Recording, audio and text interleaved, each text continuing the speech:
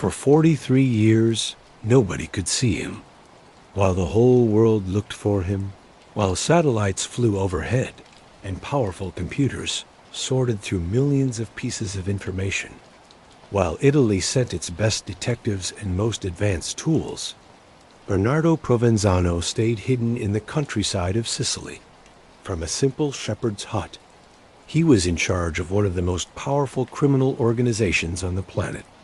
People called him the Tractor because, as one person who knew him said, he cut people down like a tractor mows down grass. This was a clue about how he got rid of his enemies without mercy or stopping. While other crime bosses wanted to be famous, built fancy things to show off their power, and died in big gunfights, Provenzano chose to be a nobody. He became a master at ruling from a place where no one could find him, giving orders through quiet messages, and creating a powerful organization based on keeping secrets. This is the story of the last true crime boss. A man who changed the mafia from an old-fashioned group based on violence into a modern, business-like giant. A man who spent more than 4 decades on the run, but somehow stayed in complete control of thousands of soldiers, huge amounts of money, and the destiny of an entire part of Italy. This is the story of a ghost who is very, very real. Before we start this amazing true story, let me know in the comments where in the world you're watching from, and what time is it for you right now. Are you getting ready for bed, or just starting your day with some true crime tales? Hit that subscribe button and give this video a thumbs up. It helps us bring you more stories you haven't heard before about the underworld's most mysterious people. Because trust me, this story goes to places you won't see coming. Welcome. Now let's go back to the start. To get who Bernardo Provenzano was, you first have to understand Corleone, not the movie version, not the voice of Marlon Brando or the cold stare of Al Pacino. The real Corleone is a small town high in the mountains of western Sicily, about 40 miles south of Palermo. It's a place where the very rocks seem to remember hundreds of years of bloodshed. The name Corleone comes from words meaning heart of a lion. But by the time Bernardo Provenzano was born there on January 31st, 1933, the town had a different kind of fame. Corleone was a dark and violent place. It was the main center of the Sicilian Mafia, the spot where the rules of this secret society were written, using both stone and blood. Imagine Sicily in the 1930s. The dictator Mussolini's government had started a fight against the mafia. They sent a man called the Iron Prefect to crush the group using mass arrests, torture, and harsh punishments for whole towns. Hundreds of suspected mafia members were thrown in jail. Old rules about loyalty were tested under terrible pressure. The mafia went further underground than ever before, and into this world of silence and pain, Bernardo Provenzano was born. His family had nothing. His father, Angelo Provenzano, was a poor farmer who worked land that belonged to someone else. He barely survived by scratching a living from the tough Sicilian soil. His mother, Giovanna, had 7 children. Bernardo was the third. They lived in a house with a dirt floor and no running water, in a town where being poor wasn't just common. It was passed down from parent to child, like eye color or the shape of your bones. In Sicily, people say, "He who leaves succeeds." But most people in Corleone never left. They were tied to the land by invisible chains of tradition, family duty, and the simple, hard truth that they had nowhere else to go. Young Bernardo didn't go to school much. Learning was a luxury for poor people, less important than helping in the fields, taking care of animals, or earning a few coins however you could. By the time he was 11, he was working full-time as a shepherd. He spent long days alone in the hills with sheep and goats. He learned patience. He learned to be okay with quiet. He learned to watch without being seen. Those hills taught him things that no school could. How to read the land, how to move without making a sound, how to blend into the countryside. These were skills that would turn out to be very useful later on. But the most important lessons came from just watching what happened in the town itself. After World War II, Corleone was like a pressure cooker filled with violence, revenge, and old hatreds. The war had just ended. Italy was broken. Its economy was in ruins. Its government was weak and crooked. Into this empty space where real authority should have been, the Mafia didn't just survive. It grew strong. American soldiers had even gotten help from Sicilian mafiosi during the invasion of Italy in 1943. This gave these men of honor a fake sense of being patriotic and opened doors for new, money-making schemes in the black market that fed the starving island. In Corleone, two main mafia families were fighting for control: the Navaras and a younger, hungrier group that would become known as the Corleonesi. Michel Navarra was the established boss. He was a doctor, a man who was respected, and seemed civilized, but underneath this proper appearance, he was a killer who had ordered dozens of murders to keep his hold on power. Young Bernardo watched and learned in 1945 when he was 12. He saw something that would shape his entire way of thinking. The aftermath of a mafia murder. A man's body was left in the street as a warning. Nobody called the police. Nobody said anything about who did it. Nobody talked. The body was just taken away. The blood was washed off the street, and life went on like nothing had happened. This was omerta, the code of silence. It wasn't just about refusing to help the police. It was a whole way of life built on the idea that justice came from inside the community, not from the corrupt government in Rome that had used Sicily badly for hundreds of years. Talking to the police was worse than murder.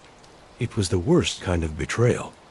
Provenzano soaked up these lessons like the dry Sicilian earth soaks up rare rain. By the time he was in his mid-teens, the local men of honor had noticed him, even though he was poor, even though he hadn't gotten much schooling. He had qualities they valued. He was smart. He knew how to keep his mouth shut, and most of all, he was completely dependable. He didn't drink too much. He didn't chase women or gamble away whatever money he had. He was serious and focused. He lived almost like a monk in his self-control. By his late teens or early 20s, Bernardo Provenzano was deeply involved in the Mafia. Eventually, he went through the formal joining ceremony. The ceremony was ancient, unchanged for many years. He was taken to a secret spot, maybe a farmhouse or a rural chapel. Senior members stood in a circle around him. His finger was pricked with a needle. His blood fell onto a small holy card with a picture of a saint. The card was set on fire in his cupped hands, and as it burned, he had to swear the oath. May my flesh burn like this saint if I ever betray the Mafia.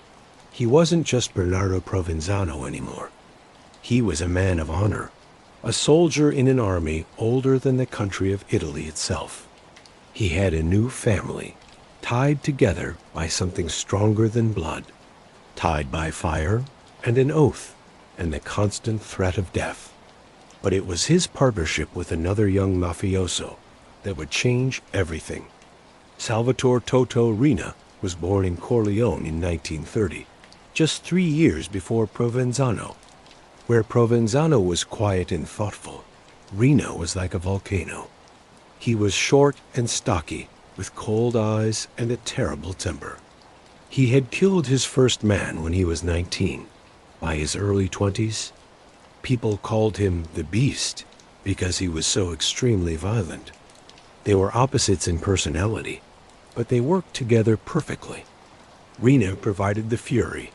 Provenzano provided the planning. Riina made people afraid. Provenzano made people trust him. Together they became the most deadly partnership in mafia history. Their first big job together came in 1958 when they helped kill Michel Navarra, the old boss of Corleone. Navarra was shot to death on a country road. His car was hit with more than 100 bullets. It was a murder, meant to send a message. It was too much, done for show, designed to make clear that power was shifting. Navarra's death left an empty space at the top. And into that space stepped Luciano Liggio. He was a violent person, even by mafia standards. A man who, they say, once strangled the pregnant girlfriend of a rival. Liggio became the official boss of the Corleonesi, but he depended more and more on his two most skilled soldiers, Riina and Provenzano. The nickname the Tractor came about during this time. Some say it came from his step-by-step way of killing. He moved through his enemies like a tractor through a field, working carefully and completely. Others say it was about his background as a peasant, setting him apart from more polished mafiosi from the city. Still others say it was about how hard he worked. Unstoppable, never getting tired, built to last. Through the late 1950s and early 1960s, Provenzano became Liggio's most trusted killer. He killed people himself, quickly and well, without any drama or ego, where other killers might mess up a job or draw attention to themselves. Provenzano was like a surgeon. His victims often never saw him coming. One moment they were alive, the next they were gone. No witnesses, no evidence, no trace left behind. The Sicilian journalist who studied him most deeply later wrote, "Provenzano killed like a craftsman works with wood, with focus, with precision, and with no wasted movement. But then came a murder that changed everything. On May 10, 1963, Bernardo Provenzano committed a murder that would force him to live in hiding for the rest of his life." The victim was a rival mafioso who was shot in broad daylight in Corleone. What exactly happened is still partly unclear, like with much of Provenzano's early life. Records are incomplete. People's memories are selective. The code of silence is absolute. But what is certain is this: the murder started a police investigation that put Provenzano on their wanted list. Instead of getting arrested and going to trial, he made a choice that would create his legend. He disappeared, not for weeks or months, but for 43 years. Think about that for a minute. 43 years. From age 30 to age 73. Bernardo Provenzano was a man on the run, never legally free, never able to walk in the sunlight without worry, never able to eat in a public restaurant, or go to his children's weddings, or vote, or do any of the thousands of ordinary things that make up a normal life. And yet, during those 4 decades, he rose to become the undisputed boss of the entire mafia, running an organization with thousands of members and bringing in revenues that some investigators thought were in the billions of euros. How? The answer lies in understanding what happened next. The Second Mafia War, the bloodiest time in the history of the Sicilian Mafia. A fight that would change the criminal underworld and put Provenzano and Riina as the top powers in the Mafia. But first, he had to learn how to be a ghost. Going into hiding in 1963 meant entering a kind of parallel Sicily, a hidden world that existed in the same physical space as the real one, but worked according to completely different rules. Provenzano couldn't rent an apartment in his own name. He couldn't open a bank account. He couldn't see a doctor without risking being found. He couldn't make a phone call that might be traced. Every single contact with the normal world was a possible trap. So he depended on the Mafia's old system of loyalty and fear. Safe houses were kept ready by trusted associates. Often these were simple homes owned by elderly widows or farmers who owed the organization favors, or just too scared to say no.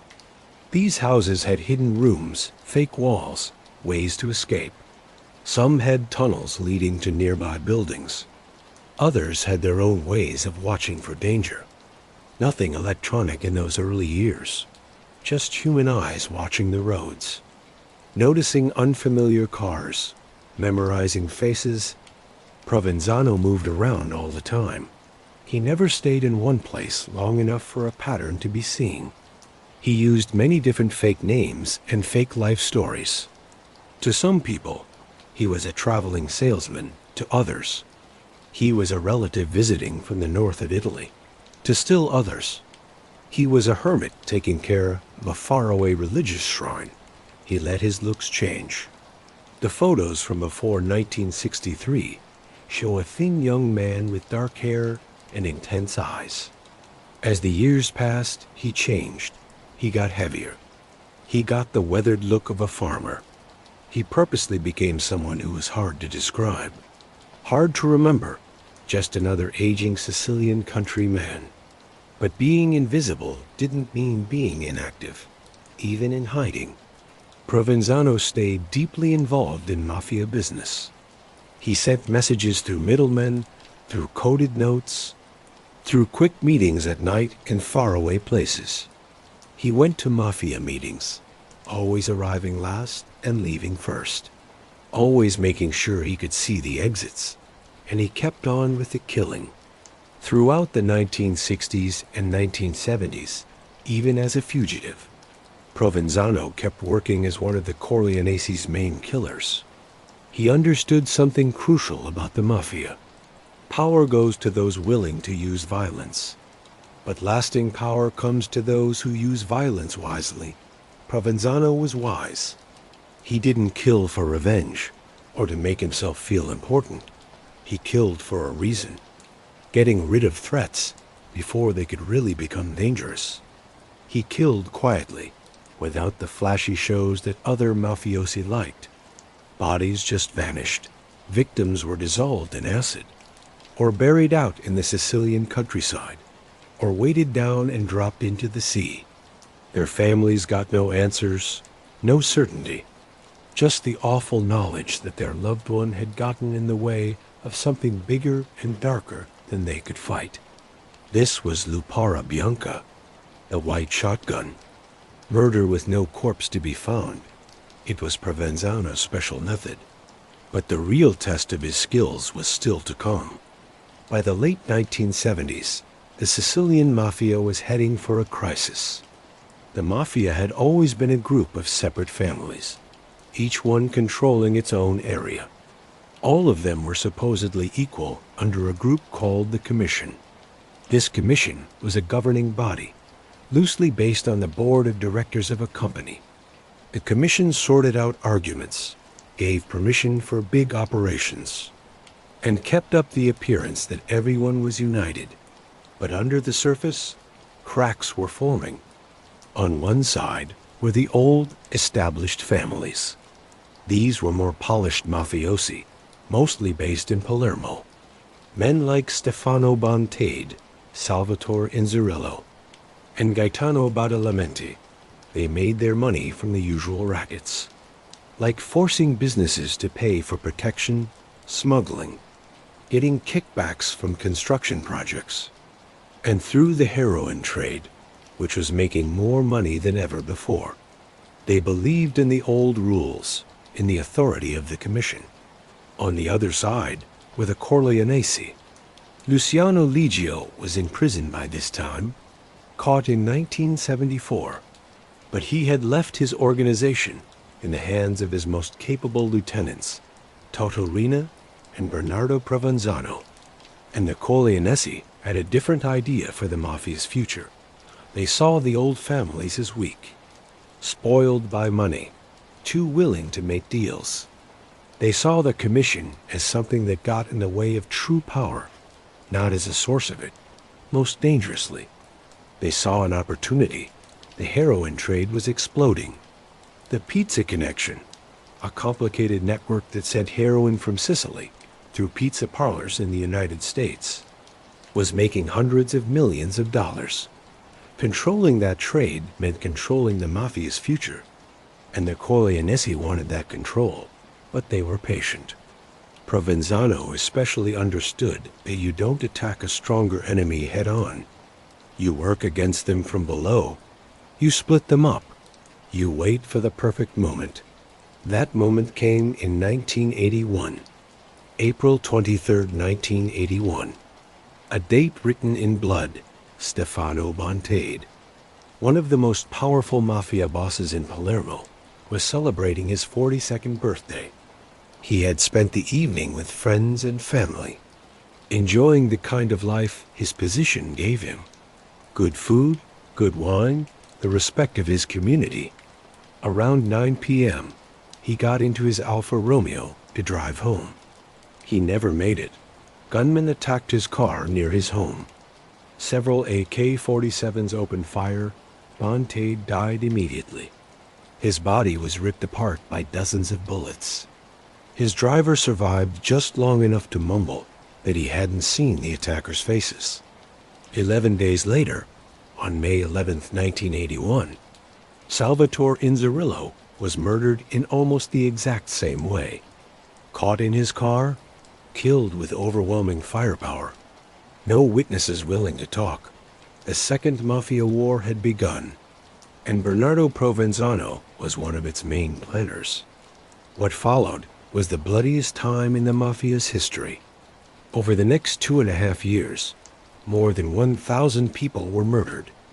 Not just mafiosi, but their families, their friends. Anyone seen as a threat or a problem. The streets of Palermo ran with blood. Bodies turned up daily, shot, strangled. Cut into pieces, dissolved. The city morgue was overflowing. Funeral homes couldn't keep up. The amount of violence was like nothing ever seen before. But even more remarkable was how exact it was. The Corleonesi weren't killing randomly. They were methodically taking apart the old mafia power structure. Every murder was done for a reason. Bontade was killed first because he was the symbolic leader of the old guard. Inzerillo was next because he was Bontade's closest friend.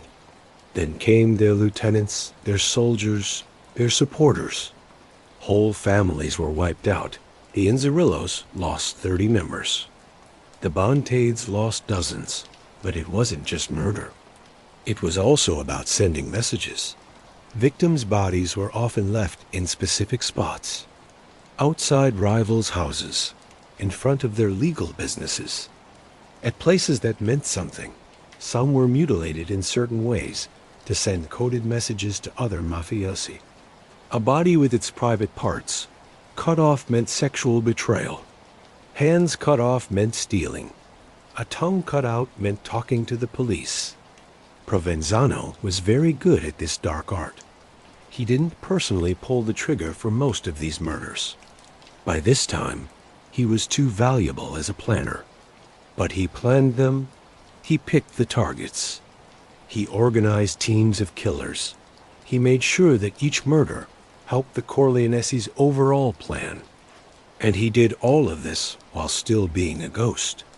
Invisible to the police, not connected to any crime scene, leaving behind no clues, no witnesses, no trail.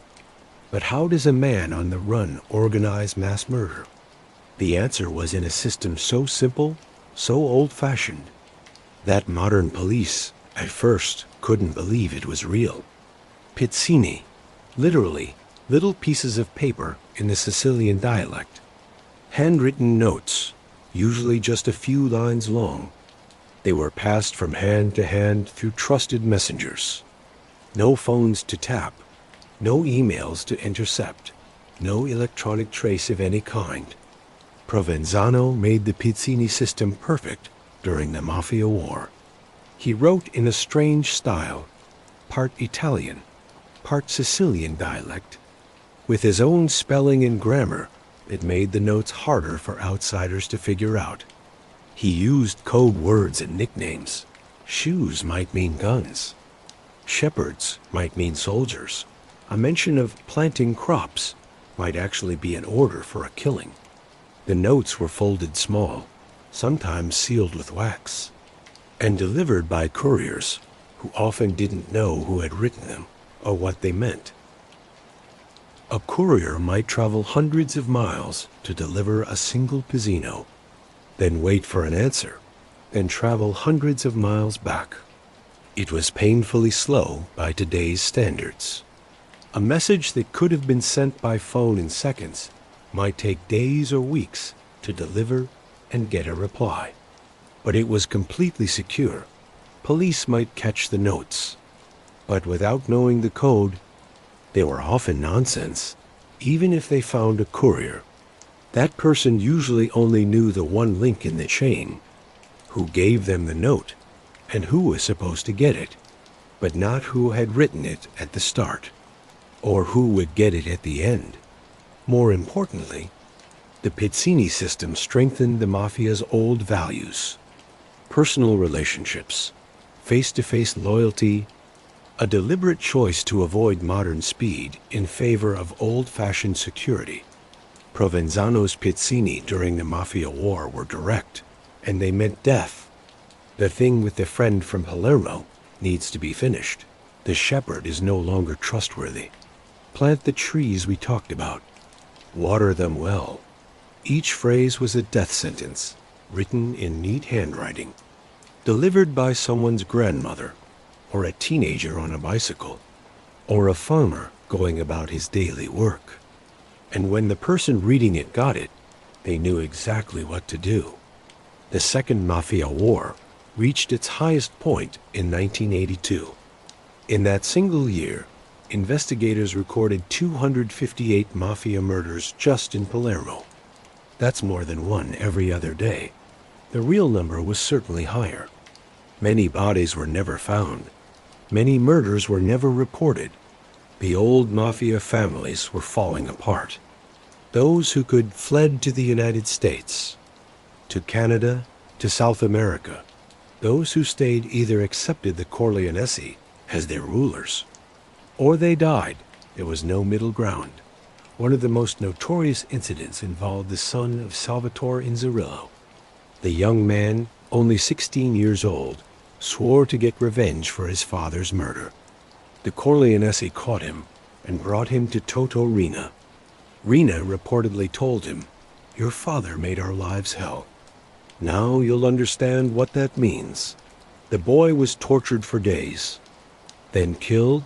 His body was never found. The message was clear. Trying to get revenge against the Corleonesi was suicide, but the violence couldn't go on forever. By 1983, the Mafia was hurting.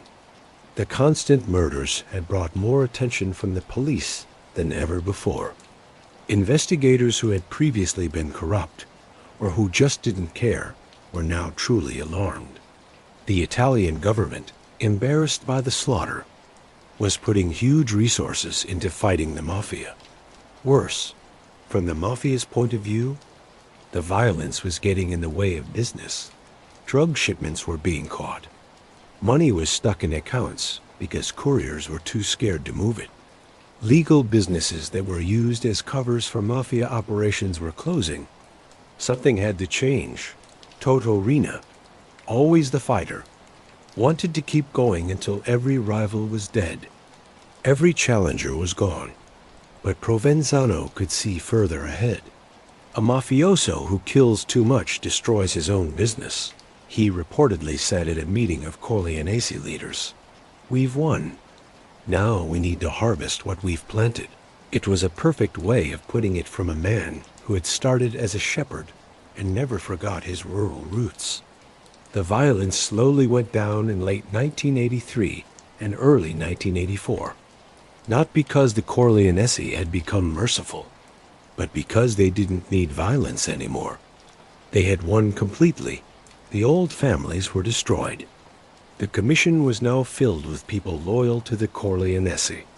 Control of the heroin trade had been taken over.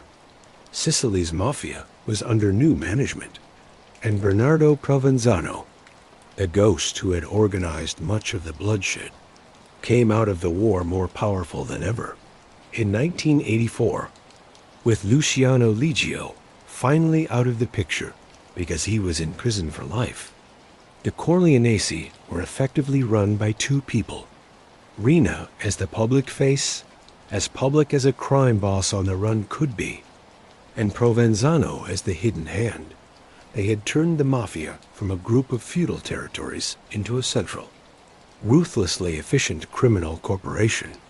But their biggest challenges were still ahead. The Second Mafia War had consequences beyond just the number of people killed. For one thing, it shattered the idea that the mafia operated by noble rules and old-fashioned values. The old talk about men of honor protecting the poor against a corrupt government sounded completely false when those same men were dissolving teenagers in acid. The murders had been so extreme, so without any limits, that they had broken even the mafia's own supposed rules. More practically, the war had created a new group of informants. Tommaso Buscetta, a high-ranking mafioso who had lost two sons, a brother, a son-in-law, a nephew, and several close friends to Corleonesi murders, made a decision that would have been unthinkable in earlier times. He became a pentito, a penitent, an informer, in 1984. Buscetta started working with Judge Giovanni Falcone. Falcone was a young magistrate who had been building cases against the mafia for years. Buscetta's testimony was like nothing before. For the first time, an insider at his level was willing to explain how the mafia really worked. Its structure, its rules, its leaders. Buscetta confirmed what investigators had long suspected but couldn't prove. The commission existed. There was a chain of command. The mafia wasn't just a loose collection of criminals, but an actual organization with rules, ranks, and a clear leadership structure. And he named names, hundreds of names, including those at the very top. Michele Greco, Pippo Callo, and most importantly, Toto Riina and Bernardo Provenzano. This testimony led to the maxi trial of 1987. It was the biggest mafia trial in Italian history. 475 people were charged. 338 were found guilty, including 19 who were sentenced to life in prison. It was a devastating blow to the mafia, putting dozens of bosses and hundreds of soldiers behind bars. But Riina and Provenzano remained free. They had been sentenced in their absence to life in prison. But a sentence means nothing if you can't be caught. And both men had proven to be extremely skilled at avoiding capture. Riina, violent and controlling, kept giving orders through fear and the force of his personality. Provenzano, quieter and more strategic, was already thinking about the future. He saw that the old methods, the spectacular violence, the public murders, the bombs, were actually hurting them in the long run. They brought too much attention. They made martyrs out of their victims. They united the police against the mafia. There had to be a better way. And Bernardo Provenzano was about to invent it. To understand the kind of wealth that Provenzano and Riina controlled, we need to understand the pizza connection. In the late 1970s and early 1980s, the Sicilian Mafia, working with American organized crime, set up the most advanced heroin trafficking network in history. The operation was brilliantly simple. Morphine base was bought from suppliers in Turkey. It was turned into heroin in secret labs in Sicily. Then it was shipped to the United States through a complicated network of couriers and legal-looking businesses. The profits were staggering. A kilogram of morphine base cost about $5,000. After being turned into heroin, it was worth $50,000 in Sicily. Smuggled to New York and sold on the street, that same kilogram brought in $500,000. The markup was literally 100 times at its peak. The pizza connection was bringing in hundreds of kilograms of heroin every year. Careful estimates suggest the network made over $16 billion in income between 1975 and 1984. That's the same as over $4 billion today. The Corleonesi controlled a large part of this trade. Money flowed through a maze of fake companies, accounts in other countries, and front businesses. Some of it was put back into the drug trade, some of it paid for the violence of the mafia war, but a lot of it was cleaned and put into legal businesses. Construction companies, supermarket chains, restaurants, real estate developments. Provenzano had a special talent for this. While Riina thought mostly in terms of power and respect, Provenzano thought in terms of systems and foundations. He understood that the real future of organized crime wasn't drugs or shaking people down. It was getting inside the legal economy. Construction became a main focus. In post-war Italy, construction was booming. Government contracts for public works like roads, schools, and hospitals were often given out through crooked deals. Companies controlled by the mafia could bid impossibly low prices because they cut costs in ways that legal companies couldn't. They used cheap, bad materials. They bribed the inspectors. They took advantage of workers. And most importantly, they had access to the huge amounts of cash that came from drug trafficking. Provenzano built relationships with crooked politicians, government workers, and businessmen. He did this not with flashy displays of wealth or threats, but with patient, methodical relationship building. A favor here, a loan there, solving someone's problem over time. These small investments created a web of favors and shared guilt that was impossible to untangle. But running this kind of empire while in hiding required new ideas. By the mid-1980s, Provenzano's pizzini system had grown into something remarkable. What had started as a simple way to send secret messages had become the nervous system of a huge criminal business. Hundreds of pizzinis moved through Sicily every month, organizing everything from drug shipments to construction bids to settling arguments between mafia families. Provenzano wrote constantly. Investigators who later found his collection of notes found pizzinis dating back years, covering every topic you can think of. Some ordered murders. Others talked about business investments. Still others settled personal arguments or gave fatherly advice to young mafiosi. His writing style was his own, a mix of businesslike exactness and country wisdom, with lots of religious references and farm-related comparisons. He often signed his notes Binnu, the Sicilian short form of Bernardo, or used no signature at all, trusting that the people getting them would know who wrote it from the handwriting and the way he phrased things. A typical pizzino might read, "Dear friend, about the question of the shepherds in the eastern pastures. I think we should wait until autumn before doing anything. The harvest will tell us what we need to know. Have faith, with respect. Your friend who always thinks of you." To someone outside, this might seem like a farmer talking about his animals. To the person reading it, it might be an order to put off taking over new territory until after a big drug shipment arrived, or to wait before killing a rival until things were clearer. The system needed a huge network of trusted messengers. These were often women. They were less likely to be stopped and searched by police, elderly women especially. Who would suspect a grandmother carrying a shopping bag of being an important link in a criminal empire? Children were used too. A boy delivering a pizza in Palermo might have a pizzino hidden in the box. A teenager visiting relatives in the countryside might carry a message that would decide if someone lived or died. The pizzinis were passed through many hands. Provenzano would give a note to someone he trusted. That person would pass it to someone else. That person would pass it to someone else, until it reached where it was supposed to go. No single person except Provenzano, and the final person reading it, knew the whole chain. If police found a note, they could maybe trace it back 1 or 2 links. And those links would always lead to people with no obvious criminal connections.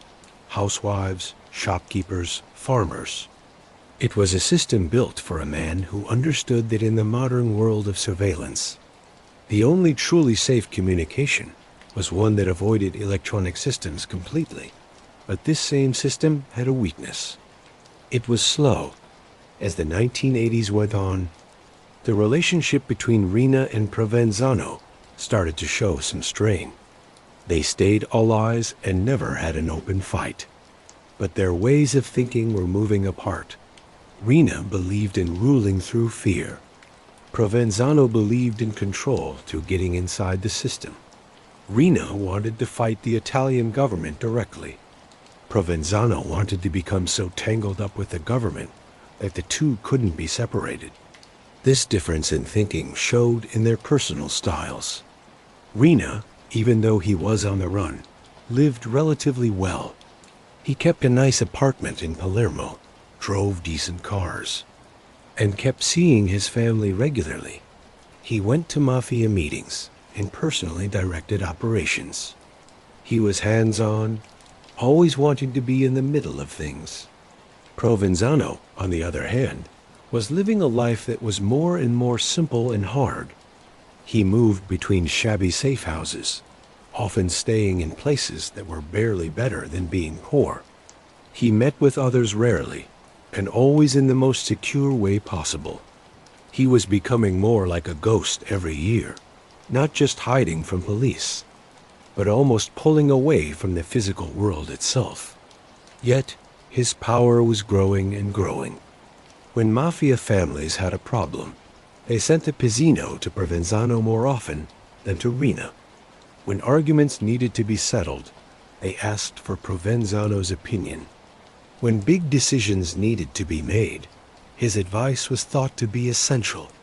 This was partly because Provenzano was simply better at dealing with people. Riina solved problems by killing people. Provenzano tried to solve problems by finding compromises, making deals, lining up what people wanted. This made him more popular with the mid-level bosses who were tired of the constant violence and wanted to focus on making money. But it was also because Provenzano was thinking about the long term in ways that Riina wasn't. The Maxi trial had been a blow, but the Mafia had survived it. Many bosses were in prison, it was true, but the organization kept working. In some ways, the trial had even been helpful. It had gotten rid of older, more careful bosses, letting younger, more ambitious men move up. But then something that had never happened before took place. In 1989, the Italian Supreme Court upheld the Maxi trial convictions. This might sound like just normal legal stuff, but it was actually a huge change in Italy's complicated legal system. People found guilty had the right to many appeals, and many mafiosi thought that political pressure would eventually lead to lighter sentences, or even the convictions being thrown out. The Supreme Court's decision meant that wasn't going to happen. Life sentences really meant life worse. More informants were coming forward. The code of silence, once thought unbreakable, was cracking. Men facing decades in prison, seeing their families destroyed, watching the Corleone take all the power at everyone else's expense, were making the cold calculation that working with the police was better than dying in a cell. Each informant gave new information, which led to new arrests, which created new informants. It was a terrible cycle that threatened to tear the whole organization apart. Toto Riina's response was typical of him. Kill the judges. If the magistrates leading the fight against the Mafia were killed, the prosecutions would fall apart. It had worked before. In 1979, Judge Cesare Terranova had been murdered, and the anti-mafia effort had stalled for years. Killing a few key people could buy the mafia another 10 years of breathing room. But Provenzano reportedly argued against this plan. According to later stories from informants who were at mafia meetings during this time, Provenzano warned that murdering high-profile government officials would cause an overwhelming response. The government can tolerate many things, he supposedly said, but it cannot tolerate open challenges to its power. We should dig ourselves in deeper, not fight out in the open. Riina disagreed. And as the official boss of the Corleonesi, his decision won. The result would be a disaster. May 23, 1992. A Saturday afternoon, Judge Giovanni Falcone, his wife Francesca Morvillo, also a judge, and 3 bodyguards were traveling on the highway from Palermo's airport to the city. They were coming back from Rome, where Falcone had been working in his new job, the Ministry of Justice, organizing anti-mafia prosecutions all over the country. The group of 3 armored cars was going very fast. As always, Falcone's enemies were well known, and security rules were strict, but security rules don't help when the highway itself is the weapon. At 5:58 p.m., near the town of Capaci, Giovanni Brusca, a mafia soldier acting on Riina's orders, pressed a button on a remote detonator. Under the highway, packed into a drainage pipe, were 400 kilograms of explosives. The blast created a crater 10 meters wide. Falcone's car was lifted into the air and torn apart. The shock wave was felt miles away. The 3 bodyguards died immediately. Falcone and his wife survived the first blast, but died soon after from their injuries. Italy was shocked into a state of shared grief and anger. Falcone wasn't just any magistrate. He was a national hero. The man who had dared to fight the mafia when others were too corrupt or too afraid. His death felt like an attack on Italian democracy itself. The government's response was like nothing before. Thousands of soldiers were sent to Sicily. Massive surveillance operations began. Emergency anti-mafia laws were passed. Special prosecutor offices with extraordinary powers were created. And still Riina wasn't satisfied. Just over 2 months later, on July 19, 1992, Judge Paolo Borsellino was killed by a car bomb in Palermo. Borsellino had been Falcone's closest colleague and friend, and after Falcone's death, he had promised to continue the fight. The bomb, parked outside his mother's apartment building where he was visiting, killed him and 5 bodyguards instantly. The message was clear. The mafia could kill anyone, anywhere, anytime. But the message was also the mafia's biggest mistake. The murders of Falcone and Borsellino united Italian society in a way nothing else had. Massive protests filled the streets of Palermo, Rome, and other cities. Ordinary Sicilians, for the first time in generations, openly defied the mafia by hanging anti-mafia banners from their windows. School children wrote letters to newspapers promising not to become mafiosi. The Catholic Church, which had often had a complicated relationship with the mafia, spoke out strongly against it. Most importantly, politicians who had previously protected the mafia now found that doing so was political suicide. The murders had been meant to weaken the anti-mafia effort. Instead, they supercharged it. New laws were passed allowing more use of wiretaps, longer pre-trial detention, and better witness protection. It became easier to take criminals' assets. Now the government could take property just on suspicion of being connected to the mafia, forcing the accused to prove they had legal sources of income. Informants were offered better deals and stronger protection. The net was tightening, and Bernardo Provenzano, watching from his safe houses, knew exactly who had made the deadly mistake. Riina had broken the most basic rule of power: never provoke a stronger enemy into joining together against you. The Sicilian Mafia, for all its strength, was ultimately just a local criminal group. The Italian state, for all its corruption and inefficiency, was still a modern nation with huge resources.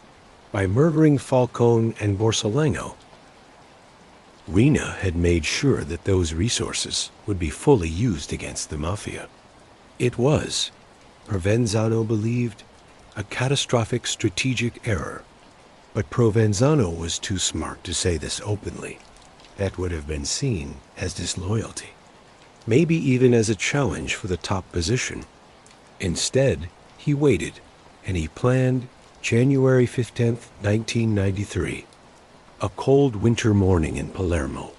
Toto Riina, after 23 years as a fugitive, was arrested at a traffic checkpoint.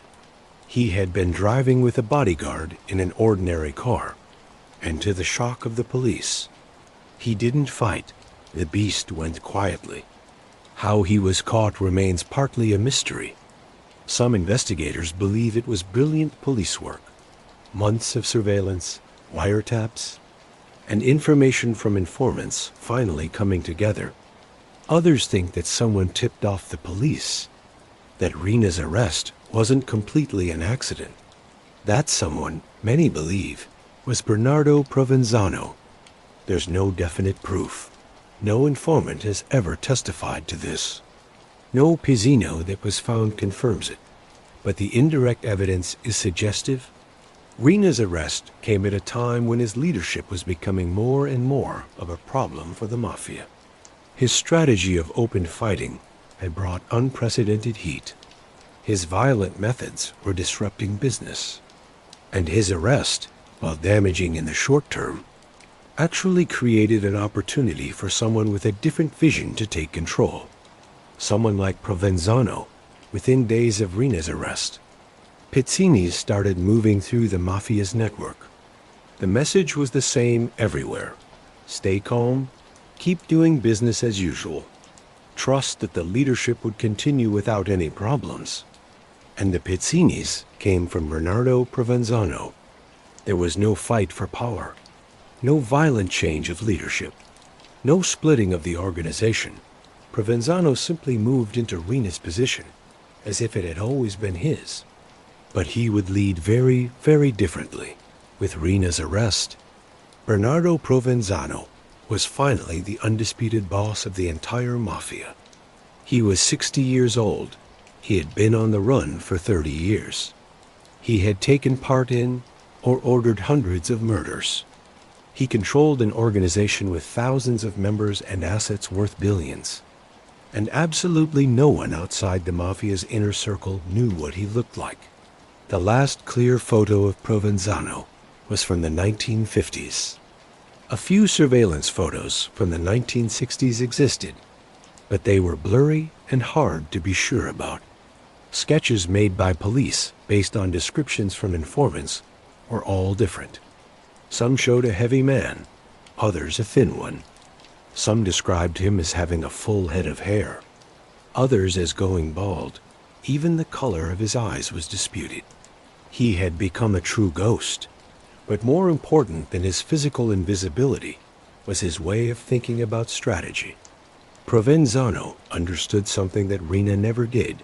In the modern world, the Mafia's greatest power came not from fighting the government, but from getting so deeply inside it that the two became impossible to tell apart. He called his strategy Pax Mafiosa, Mafia peace. No more spectacular bombings. No more assassinations of high-profile government officials. No more displays of power that would bring a response. Instead, the Mafia would become a ghost organization, present everywhere, visible nowhere, working through influence rather than threats. This didn't mean the end of violence. Murders continued, but they were targeted, quiet. And more they looked like disappearances rather than public executions. Victims weren't left in the street as warnings. They simply stopped existing. Their bodies were dissolved or buried in places where they would never be found. More importantly, Provenzano shifted the focus to corruption. Instead of fighting for control of territory through violence, mafia families would compete for valuable government contracts through bribery. Instead of forcing businesses to pay for protection, they would become secret partners in legal businesses. Instead of smuggling drugs as outlaws, they would clean the money through legal banking systems. The goal was to make the mafia's interests so connected to those of legal power, structures that attacking the mafia would mean attacking Sicily's entire economy and political system. It was a bold vision, and in many ways it worked. Under Provenzano's leadership through the 1990s and early 2000s, the Sicilian Mafia changed. The obvious signs of mafia power: murders, bombings, open fights with police, all went down dramatically. Some journalists and politicians started saying that the mafia was finished, that the fight against it had been won. They were looking at the wrong things. While visible violence went down, the mafia's involvement in Sicily's economy grew deeper. Investigators later estimated that by the early 2000s, the mafia controlled or influenced businesses worth over 30 billion euros every year. That was roughly equal to 10% of Italy's entire economic output. Construction remained the main focus in Sicily. It was nearly impossible to win a big government construction contract without mafia approval. Companies that tried found themselves facing delays they couldn't explain, workers going on strike, accidents at building sites, or visits from men suggesting that a partnership might be a good idea. But the involvement went far beyond construction. Agriculture, especially the markets that sent produce all over Europe. The mafia controlled a lot of this trade, making modest but steady profits on huge amounts of goods. Waste management, a less glamorous but incredibly profitable business, especially in southern Italy, where legal disposal was expensive and dumping illegally was easy. Renewable energy. In the 2000s, as governments gave money to support solar and wind projects, mafia-connected companies rushed to get these payments. They created wind farms and solar panel fields that existed mainly on paper, but brought in very real money from government programs. Provenzano personally gave the okay for major projects through his pizzini network. A typical note might say, regarding the friend who wants to plant olives in the western fields, "I believe this is a good harvest, and we should help him with seeds and water. God bless." Translation: a crooked businessman wants to bid on a government contract in western Sicily. Approve it and provide the political connections and money support needed. The system worked because it was basically about relationships, not violence. Provenzano had built connections over decades. He knew which politicians owed favors to which businessmen.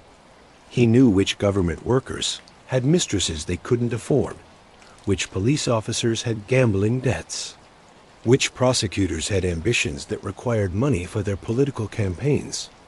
And he used this knowledge not through crude blackmail, but through the patient building of shared responsibility. "We help our friends, and our friends help us," he wrote in one Bizzino. This is how society has always worked. But what was Provenzano's actual daily life like during these decades of being on the run? The truth is almost ordinary. He lived in safe houses scattered across rural Sicily, mostly in the provinces of Palermo and Trapani. These were not fancy hideouts, but simple buildings.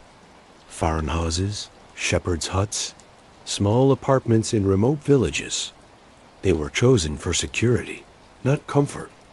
A typical safe house would have very little furniture: a bed, a table, a few chairs, a small kitchen, a bathroom. Most importantly, there were always multiple ways out, and often escape routes. A back door leading to a path through the fields, a basement with a hidden tunnel, windows big enough to climb out of quickly. Provenzano got up early, often before sunrise. He was a man with a strict routine, even though his life was not normal. He prayed regularly, rosaries, Catholic prayers, the rituals he had learned as a child in Corleone. His faith seemed real. Investigators later found that his pizzinis often had religious references and blessings in them. He read newspapers a lot, though always newspapers that were a day old, bought for him by middlemen. He needed to understand politics, the economy, the news. His business depended on it. He wrote pizzinis.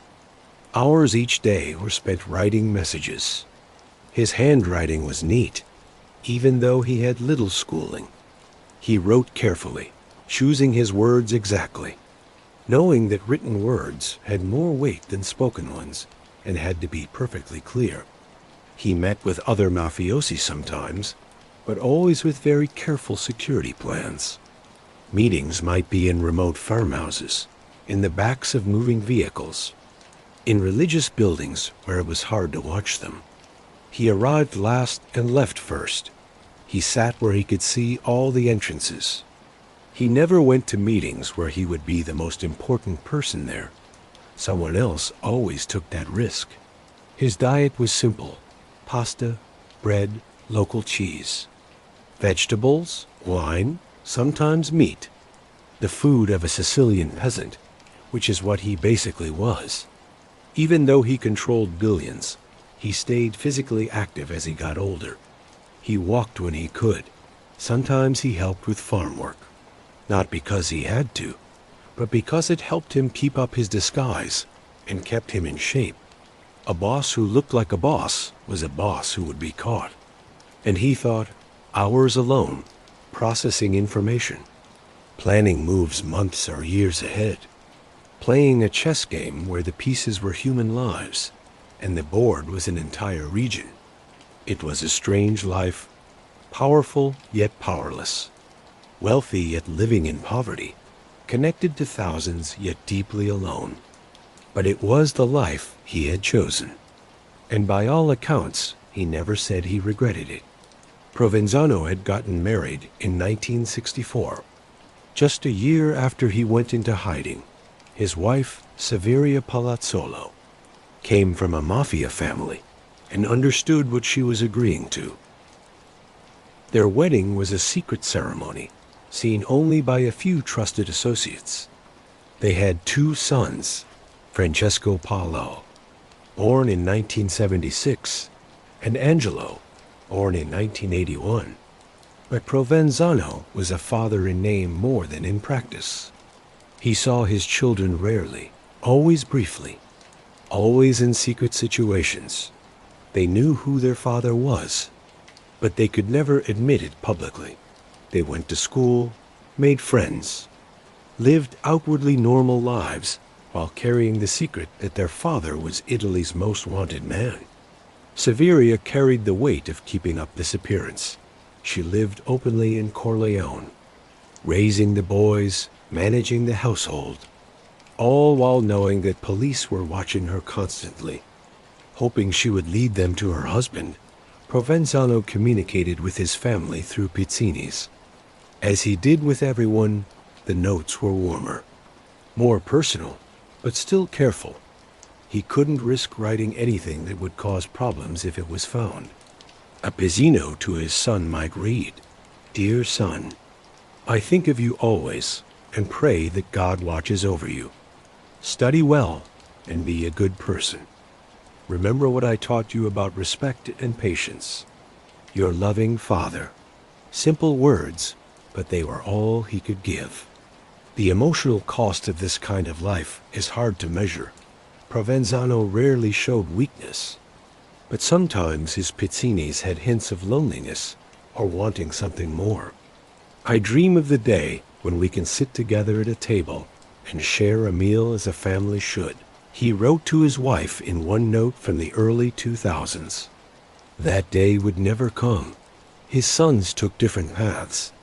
Francesco Paolo became involved in mafia activities and was eventually found guilty of criminal association. Angelo kept a lower profile and stayed out of legal trouble. Whether they resented their father's choices or accepted them as just the way things were remains private. But the family stayed loyal. Neither son ever worked with the police. Neither mother nor sons ever led police to Provenzano, the code of silence, at least within his own family, held strong. By the early 2000s, Bernardo Provenzano had been a fugitive for nearly 40 years. Several generations of police officers had looked for him. Billions of lira, then billions of euros had been spent trying to find him. Advanced surveillance technology had been used. Satellites had scanned Sicily. Informants had been found and used, and still he remained free. The very length of time he had been on the run started to create a myth around him. Was he even real? Some investigators half-jokingly wondered if Provenzano had died years ago, and the Mafia was keeping up the story that he existed to confuse the police. Others thought that he had left Sicily entirely, maybe living in South America or hiding in plain sight in some European city. Stories went around. Provenzano had gotten extensive plastic surgery and was unrecognizable. He lived in a bunker under a church. He moved between safe houses through a network of tunnels. He was protected by crook politicians at the highest levels of government. He had special powers, could sense danger before it arrived, could see through walls. None of this was true, but the myths served a purpose. They made his reputation even bigger, made him seem superhuman, increased the fear he inspired. And fear, Provenzano understood, was a form of power more reliable than affection and more lasting than violence. Within the Mafia, people spoke of him with awe. Young mafiosi who had never met him knew his name. As they knew the names of saints, his pizzinis were kept like holy relics.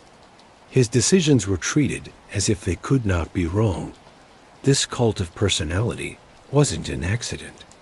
Provenzano encouraged it through his way of communicating.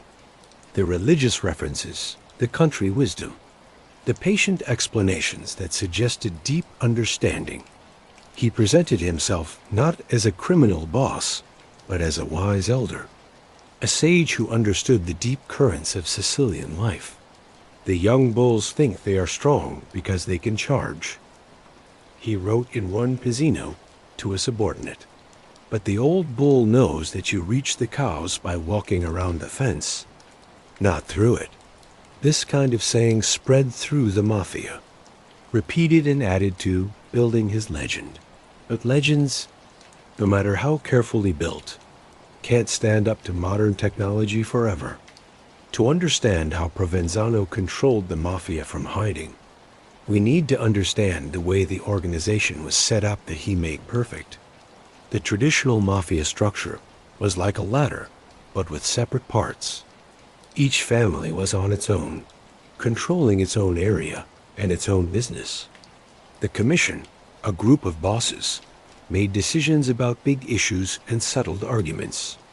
But day-to-day operations were handled locally.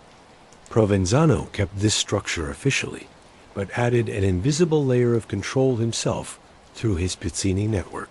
He worked like a kind of supreme court. When families had arguments over territory, business deals, or marriages, they could ask him to decide. His decisions were final because everyone understood that saying no meant being killed. But Provenzano was smart enough not to try to control every little thing. He set the broad direction for the organization and let families handle things locally. This gave them some freedom while keeping his ultimate power. The pizzini system was central to this. Investigators later found hundreds of pizzinis in Provenzano's collection, with estimates suggesting he may have sent or received thousands over the decades. Each note represented a decision, an order, a piece of advice, a direction for the future. The notes were filed carefully. Provenzano kept archives organized by who sent them and what topic they were about, held together with rubber bands and stored in boxes. This created a kind of official memory for the mafia, a record of agreements and decisions that could be looked at when arguments came up. It was bureaucracy, criminal bureaucracy, but bureaucracy nonetheless, and it worked. Under Provenzano's leadership, the mafia had a time of stability like never before. The constant murders and power struggles that had marked earlier times stopped. Families knew their areas, understood their jobs, and made money without the disruption of violence. This stability was valuable in itself. It let criminal businesses run smoothly. Long-term plans could be carried out. Relationships with crooked officials could get deeper without being disrupted by changes in leadership. One of Provenzano's greatest new ideas was making the mafia's relationship with politics much deeper. The mafia had always had political connections. Crooked politicians were as Sicilian as lemon trees. But these relationships had usually been just business and not lasting. A politician would take bribes in exchange for favors, but might betray the mafia if put under pressure or if it became politically useful. Provenzano wanted something deeper, a structural connection that couldn't be broken. The strategy was brilliant in its simplicity. Instead of buying individual politicians, the mafia would help decide election results, making sure that friendly politicians won. This was done through a mix of buying votes, threats, and real influence in Sicily. Local elections often depended on just a few hundred votes. The mafia, with its huge networks and ability to suggest how to vote to thousands of people, could swing these elections decisively. A businessman who depended on the mafia's goodwill would vote as suggested. A worker who knew his job depended on a mafia-controlled company would vote as suggested, and so on. But the relationship worked both ways. Politicians who won with mafia support didn't just owe favors. They literally owed their careers. This created strong reasons for loyalty. Provenzano personally managed key political relationships through his pizzinis. Investigators later found notes that read like messages between diplomats. Dear friend, regarding the appointment of the new director, we believe our mutual friend from the Eastern Territory would be the best choice. His qualities are known to everyone, and his gratitude would be lasting. Translation: we want our chosen person appointed to a government job. Make it happen. The genius of this approach was that it wasn't obviously criminal. Supporting candidates, speaking up for appointments, asking for contracts, these things happened in every political system. The line between legal lobbying and criminal conspiracy was fuzzy enough that prosecution was difficult. By the early 2000s, investigators believed that several members of the Italian parliament had been elected with significant mafia support. Regional and local government was even more compromised. In some Sicilian towns, it was estimated that 70 to 80% of public contracts went to mafia-connected businesses. And Provenzano, invisible in his farmhouses, pulled many of these strings, but the Pax Mafiosa strategy faced a major challenge. Informants, the code of silence was breaking down. After Riina's arrest, and especially after the harsh sentences given to mafia bosses, more and more men decided that cooperating was better than life in prison. By the late 1990s, hundreds of mafiosi had become informants. They gave information about how the organization was set up, about past murders, about criminal businesses. Some went into witness protection and lived under new identities. Others stayed in prison, but with better conditions and shorter sentences. For the mafia, this was a crisis that threatened its existence. The organization's power had always depended on secrecy and fear. If secrets could be told without consequences, and if the fear of punishment was less than the fear of prison, The whole system was in danger of collapsing. Provenzano's response was typical of his strategic thinking. First, he changed how mafia business was done. Assuming that everything might eventually be found out, conversations were cryptic, meetings were short. No one person knew the full picture of what was going on. They used a structure like cells, where each group knew only what it needed to know. Second, he targeted informants and their families. But not all of them. Killing every informant would have been counterproductive. It would prove that cooperating was dangerous and would stop more informants from coming forward. But key people who had revealed the most damaging information, or who seemed likely to keep cooperating, had accidents or just disappeared. Third, and most creatively, he worked to create reasons not to cooperate that went beyond fear. Mafia families gave money to imprisoned members and their families. This created financial dependence if you cooperated. Not only did you risk violent revenge, but your family lost their support. On the other hand, staying loyal meant your family was taken care of. This was especially effective in poor areas where legal jobs were hard to find. A mafioso might spend 20 years in prison, but his wife and children would get money every month. His daughter's wedding would be paid for. His son's legal troubles would be smoothed over. The organization took care of its own. Provenzano personally oversaw this system through his pizzinis. Notes would say that the family of our friend in difficulty should receive help, or make sure the children of our brother have what they need for school. It wasn't pure kindness. It was a smart investment in loyalty. And it worked. Despite hundreds of informants, thousands of mafiosi stayed silent, serving decades in prison without cooperating. They were supported by the knowledge that their sacrifice was recognized and their families protected. Under Provenzano, the mafia's criminal business changed. The old ways of making money continued, forcing businesses to pay for protection, loan sharking, gambling, prostitution.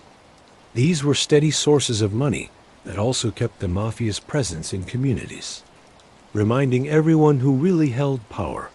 But new opportunities came up as the economy changed. The European Union gave money for agriculture, which created opportunities for fraud on a huge scale. Mafia-controlled farms claimed money for crops that didn't exist. Money meant to develop Sicily's economy was taken by fake companies. Grants for protecting the environment went to operations that did nothing but collect the money. These schemes were often almost legal. They used loopholes, pushed the limits, operated in gray areas where prosecution was hard. They were also hugely profitable. A single farm subsidy fraud might bring in millions of euros with very little risk compared to drug dealing. Immigrant workers were used in a systematic way as people from North Africa and Eastern Europe flooded into Sicily. Mafia-connected labor agents controlled access to jobs. They charged workers fees to get placed, took a cut of their pay, provided terrible housing at high prices, and basically created systems of forced labor that brought in steady money. Making fake goods expanded, not just money, but designer products. Medicines, electrical parts. The growth of global supply chains created opportunities to insert fake products that were hard to trace. And always there was construction and public works. This remained the most important part of mafia economic activity. Government spending on infrastructure in southern Italy ran to billions of euros every year, and a significant percentage went to mafia-connected companies. Provenzano directed this diversification through strategic guidance, not day-to-day management. A pizzino might suggest exploring opportunities in the new fields being planted by the government, meaning renewable energy subsidies, or helping our friends in the southern villages with their harvest, meaning getting into migrant labor markets. The result was that, by the early 2000s, the Mafia looked less like a traditional organized crime group and more like a diversified criminal corporation with holdings across many different industries. But Provenzano was getting older, and his health was getting worse. By the early 2000s, he was in his late 60s and suffering from several long-term health problems. Prostate problems, diabetes, heart issues. The collected illnesses of a hard life spent mostly in hiding, without regular medical care and under constant stress. For a normal person, these would mean regular doctor visits, prescriptions, maybe surgery. For a fugitive, they created huge problems. Provenzano couldn't just walk into a hospital. Any medical visit risked being found. So he depended on crooked or scared doctors who made house calls to safe houses, treating him in secret, prescribing medicines that were picked up by middlemen. This was makeshift medicine at best. Conditions got worse that might have been manageable with proper care. He was in pain much of the time. He couldn't move around as well. He needed reading glasses, which made him more recognizable. His appearance changed from the weathered but vigorous middle-aged man to an increasingly frail elderly one. The irony wasn't lost on observers.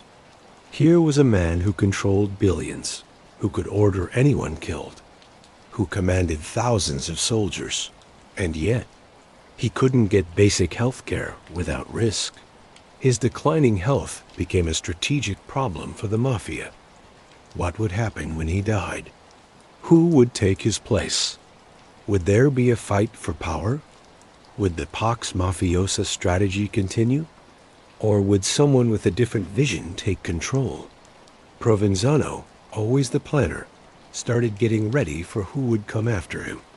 He built relationships with younger bosses. He passed on his wisdom through longer, more thoughtful pizzinis that read almost like wills. He tried to make his strategic approach a permanent part of the organization so that it would last longer than he would. But he also must have known that his time was limited, not just biologically, but strategically. The world was changing faster than ever. Technology was advancing. Surveillance capabilities were expanding. The pizzini system that had served him so well was becoming more and more risky in an age of digital forensics. The ghost was still free, still in control, but the ground was shifting under him. The early 2000s brought challenges that old-fashioned communication methods couldn't fully handle. Cell phones were everywhere. Email was normal. GPS tracking was common. Surveillance cameras were everywhere. Digital forensics could recover deleted data. Metadata could reveal patterns invisible to traditional investigation. The younger generation of mafiosi wanted to use these tools. They saw the pizzini system as quaint and old-fashioned. Why write notes by hand when you could send an encrypted text? Why depend on slow couriers when information could move instantly? Provenzano resisted this push, and for good reason. Electronic communication, no matter how encrypted, left traces that handwritten notes didn't. A pizzino could be destroyed completely, burning, and it's gone forever, leaving no recoverable data. A cell phone text, even if encrypted and deleted, might be recovered from server backups, from the recipient's phone, from phone company records. Moreover, electronic communication enabled mass surveillance in ways that physical surveillance never could. Police couldn't follow every suspected mafioso every day, but they could monitor every phone call, every email, every financial transaction. Processing millions of pieces of data to find patterns and connections, Provenzano understood this intuitively. His insistence on traditional methods wasn't just liking old things or being afraid of technology. It was strategic wisdom, but it created tensions. Younger bosses chafed at the slowness in drug dealing, especially where fast communication could mean the difference between a successful shipment and a police seizure. The pizzini system was a problem. Some families started using phones despite Provenzano's guidance. They were careful, using code words and phones that were thrown away after use. But they were creating digital footprints that investigators were learning to follow. And when those footprints led to arrests and seizures, Provenzano's warnings proved correct. But by then, the pattern was set. The mafia was being dragged, however reluctantly, into the digital age. And in that change, weaknesses appeared. By 2004, the DIA, Italy's special anti-mafia police force, had made catching Provenzano its top goal. The investigation was led by some of Italy's best investigators, men and women who had dedicated their careers to fighting the mafia. They had learned from decades of failure. They understood that Provenzano couldn't be caught through traditional methods. He was too careful, too experienced, too well protected, so they changed tactics. Instead of trying to find Provenzano directly, they focused on his network. They found suspected couriers and put them under constant watch.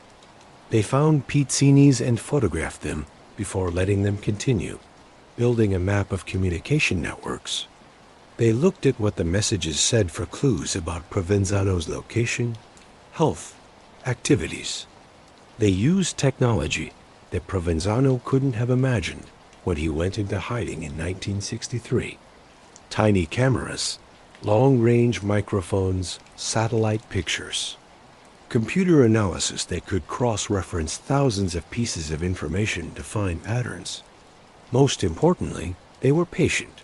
They understood that catching Provenzano wasn't about getting lucky, but about applying steady pressure, slowly removing his options, tightening the circle until he had nowhere left to hide. The breakthrough came from an unlikely source, a prescription. Investigators learned that medicines for prostate problems were being delivered to certain places.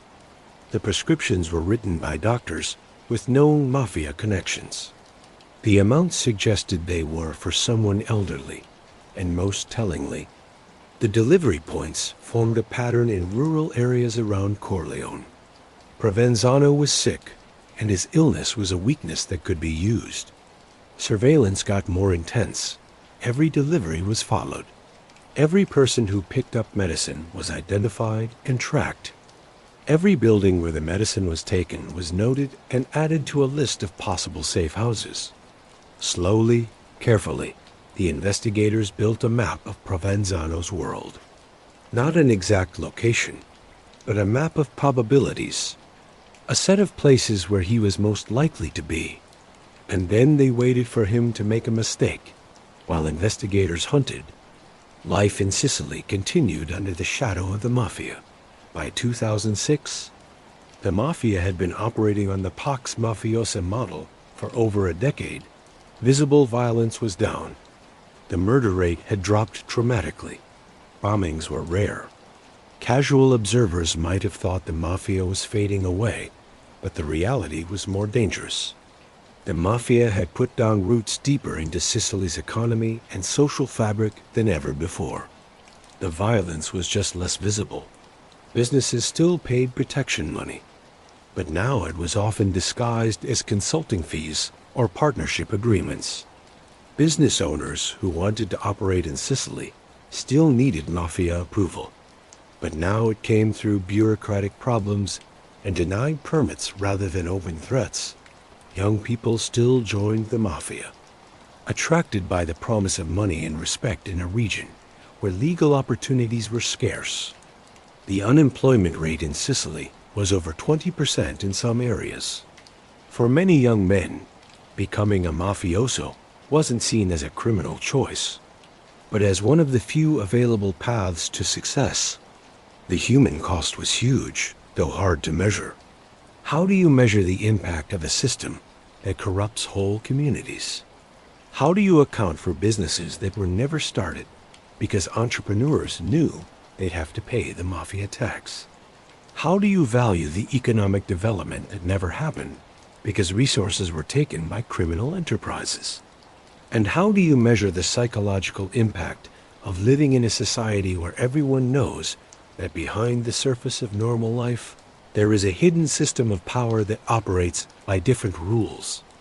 Anti-mafia activists kept working, often at great personal risk. Teachers who taught students about the mafia's crimes, journalists who investigated corruption, business owners who refused to pay protection money. They were heroes, but they were also isolated and vulnerable. Some were killed, others were forced out of business. Many just gave up, worn down by the knowledge that the system they were fighting was so deeply established that individual courage, while admirable, wasn't enough to change it. And through it all, Bernardo Provenzano remained free, a ghost controlling the machine, unseen but everywhere. But time was running out. By 2005, a new generation of investigators had taken up the hunt for Bernardo Provenzano. Men and women who brought both fresh ideas and grim determination to a chase that had frustrated their predecessors for decades. Leading the operation was Michele Prestipino, a magistrate who understood that catching Provenzano required thinking like him. Prestipino studied everything known about Provenzano's habits, his philosophy, his movements over the years. He read the intercepted pizzinis like holy texts, searching for clues about how his mind worked. Working with Prestipino was Renato Cortese, head of the RALS, Italy's elite military police special operations group. Cortese was a patient man, not interested in headlines or dramatic raids. He understood that this was a long campaign, not a single battle, requiring steady pressure over months or years. They had advantages their predecessors lacked. Technology had advanced dramatically. Surveillance cameras were smaller, cheaper, and better. GPS tracking devices could be hidden in vehicles or packages. Computer databases could cross-reference information from multiple sources in ways that would have required armies of analysts in earlier times. But most importantly, they had informants who had actually met Provenzano. Over the decades, several former mafiosi had entered witness protection and started cooperating. Some had gone to meetings where Provenzano was present. They described his mannerisms, his appearance, his habits.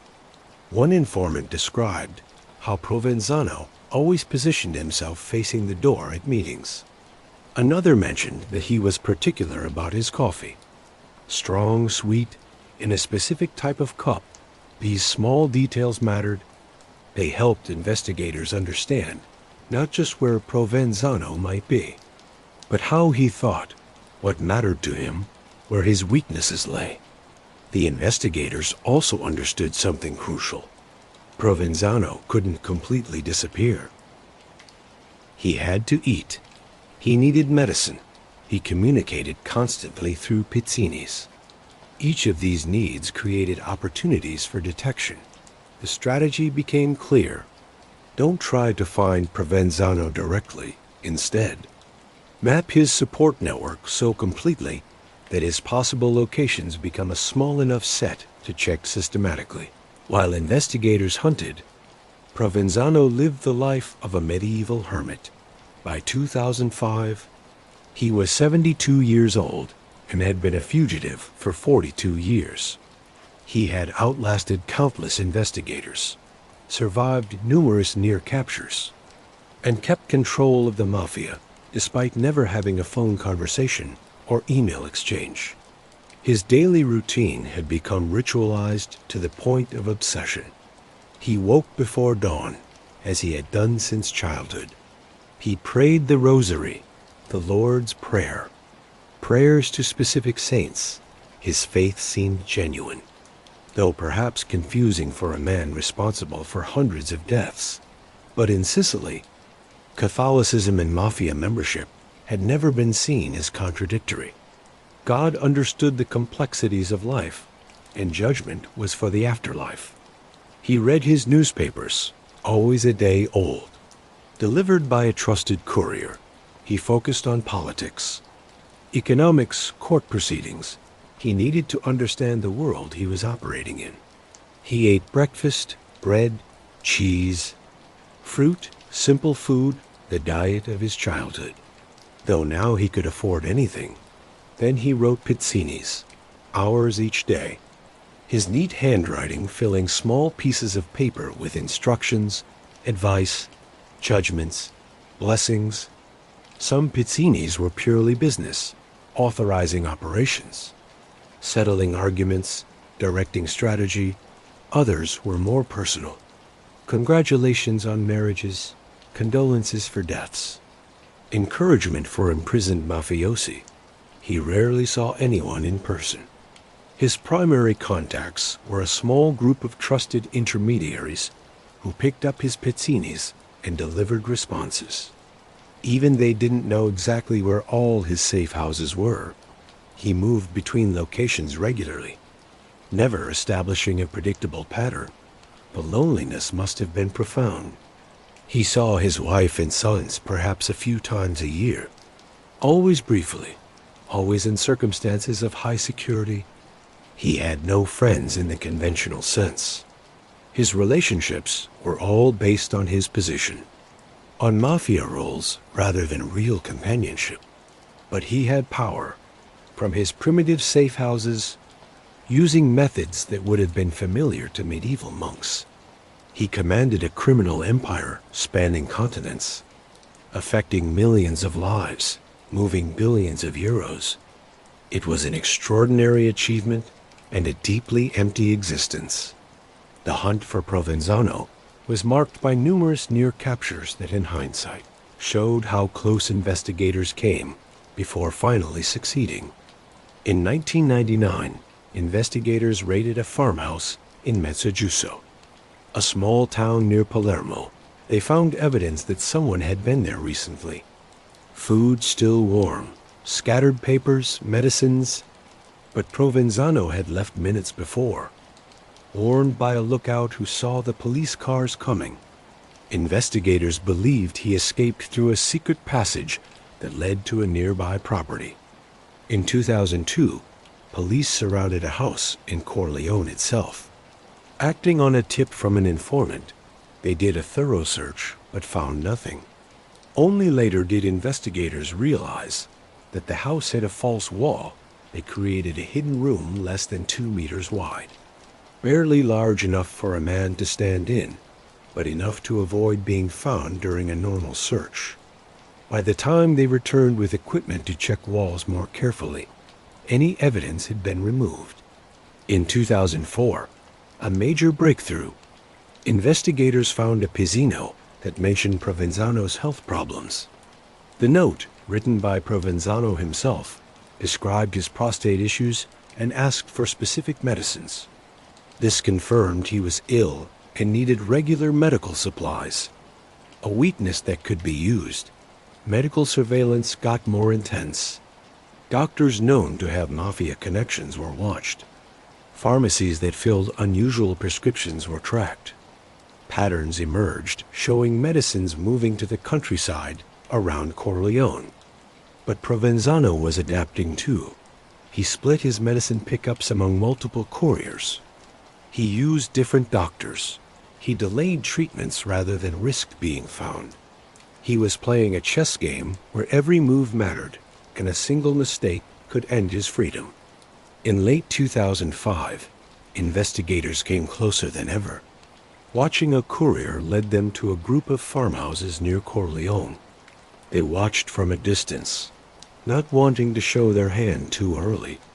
They saw men coming and going, spotted what might have been Provenzano through a window, an elderly man matching his description. They prepared for a raid, but before they could do it, their watching was apparently noticed.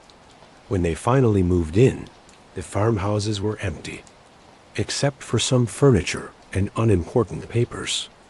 Provenzano had vanished again, but this time he hadn't gone far. He couldn't. His health was getting worse. He couldn't move around as well. The number of safe houses available was shrinking as investigators found and removed options. The circle was getting tighter.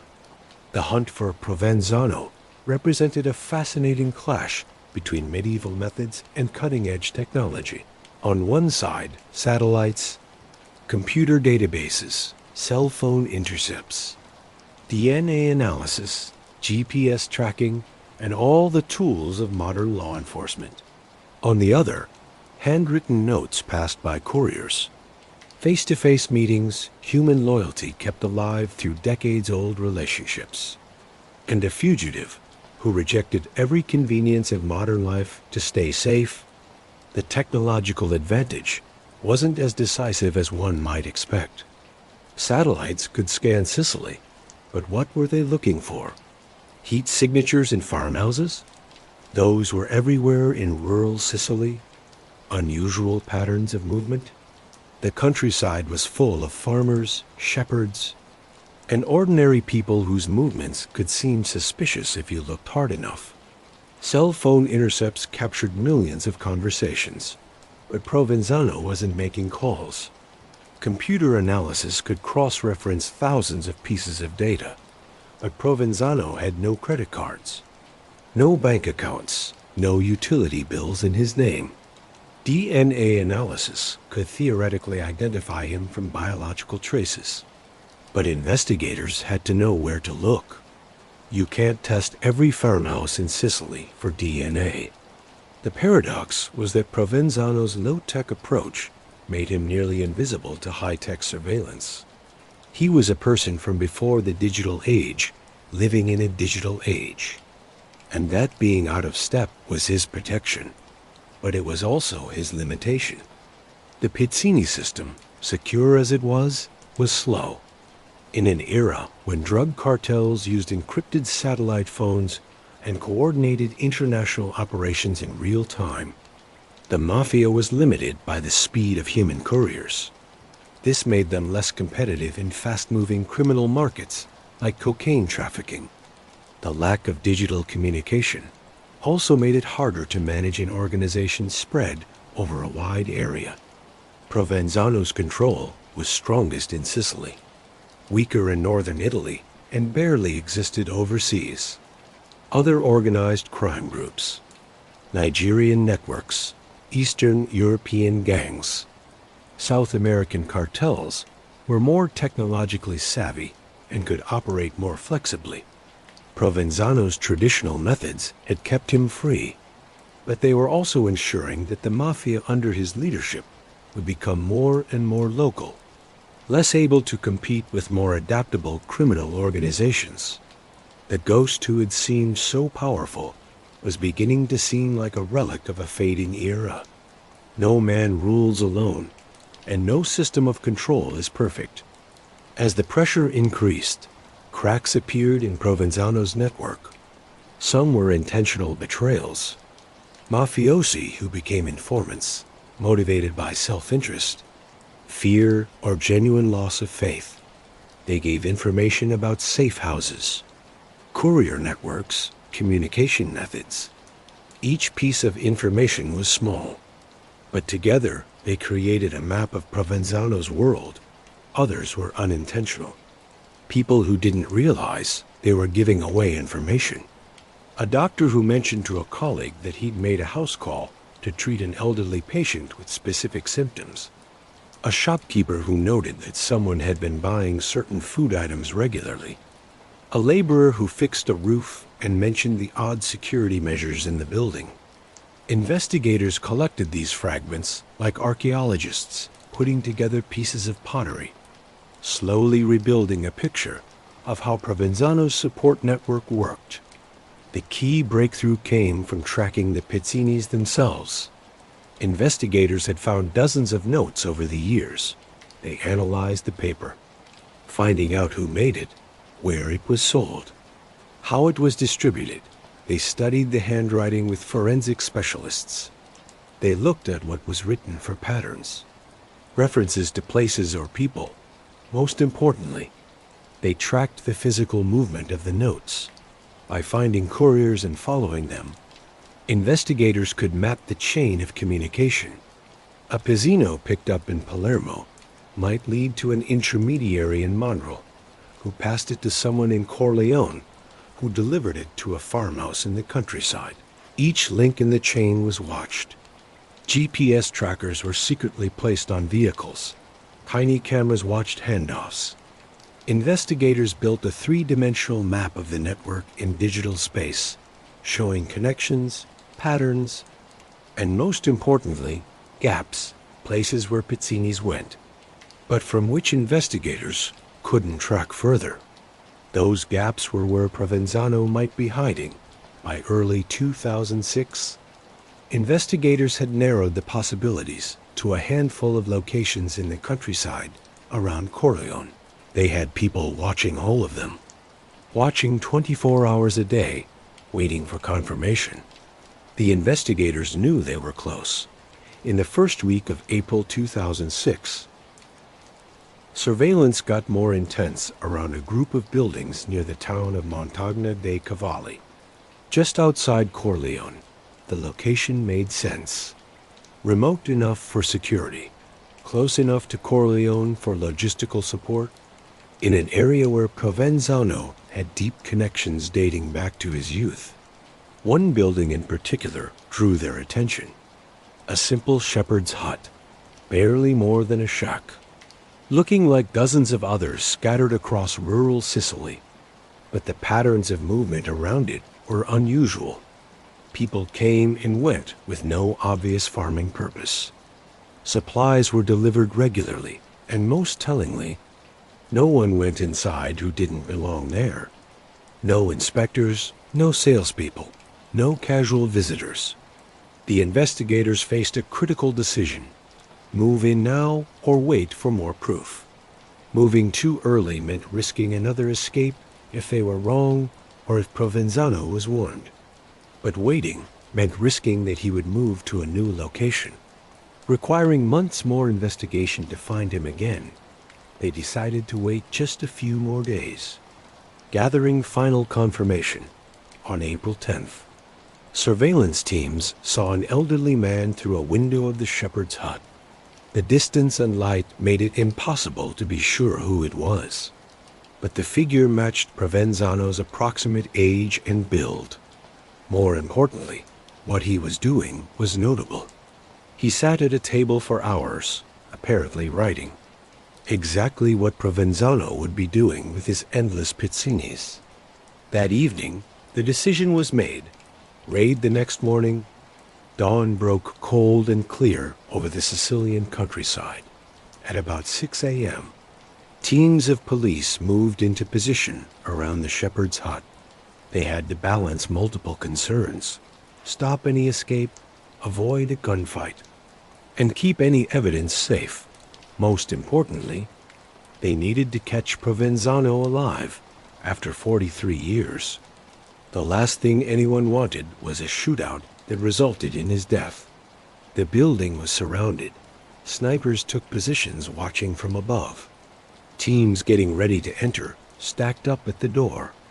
A helicopter circled overhead, stopping escape and providing a view from the air. At 6:30 a.m., they broke down the door.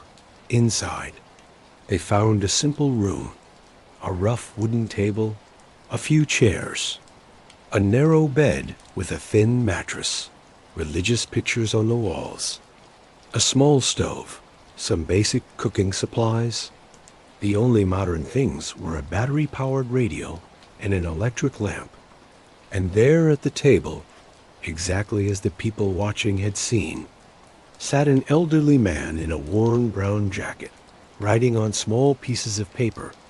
He looked up calmly as armed men flooded the room. He didn't run. He didn't reach for a weapon. He just put down his pen, folded his hands, and waited. Bernardo Provenzano, an officer asked, though they knew the answer.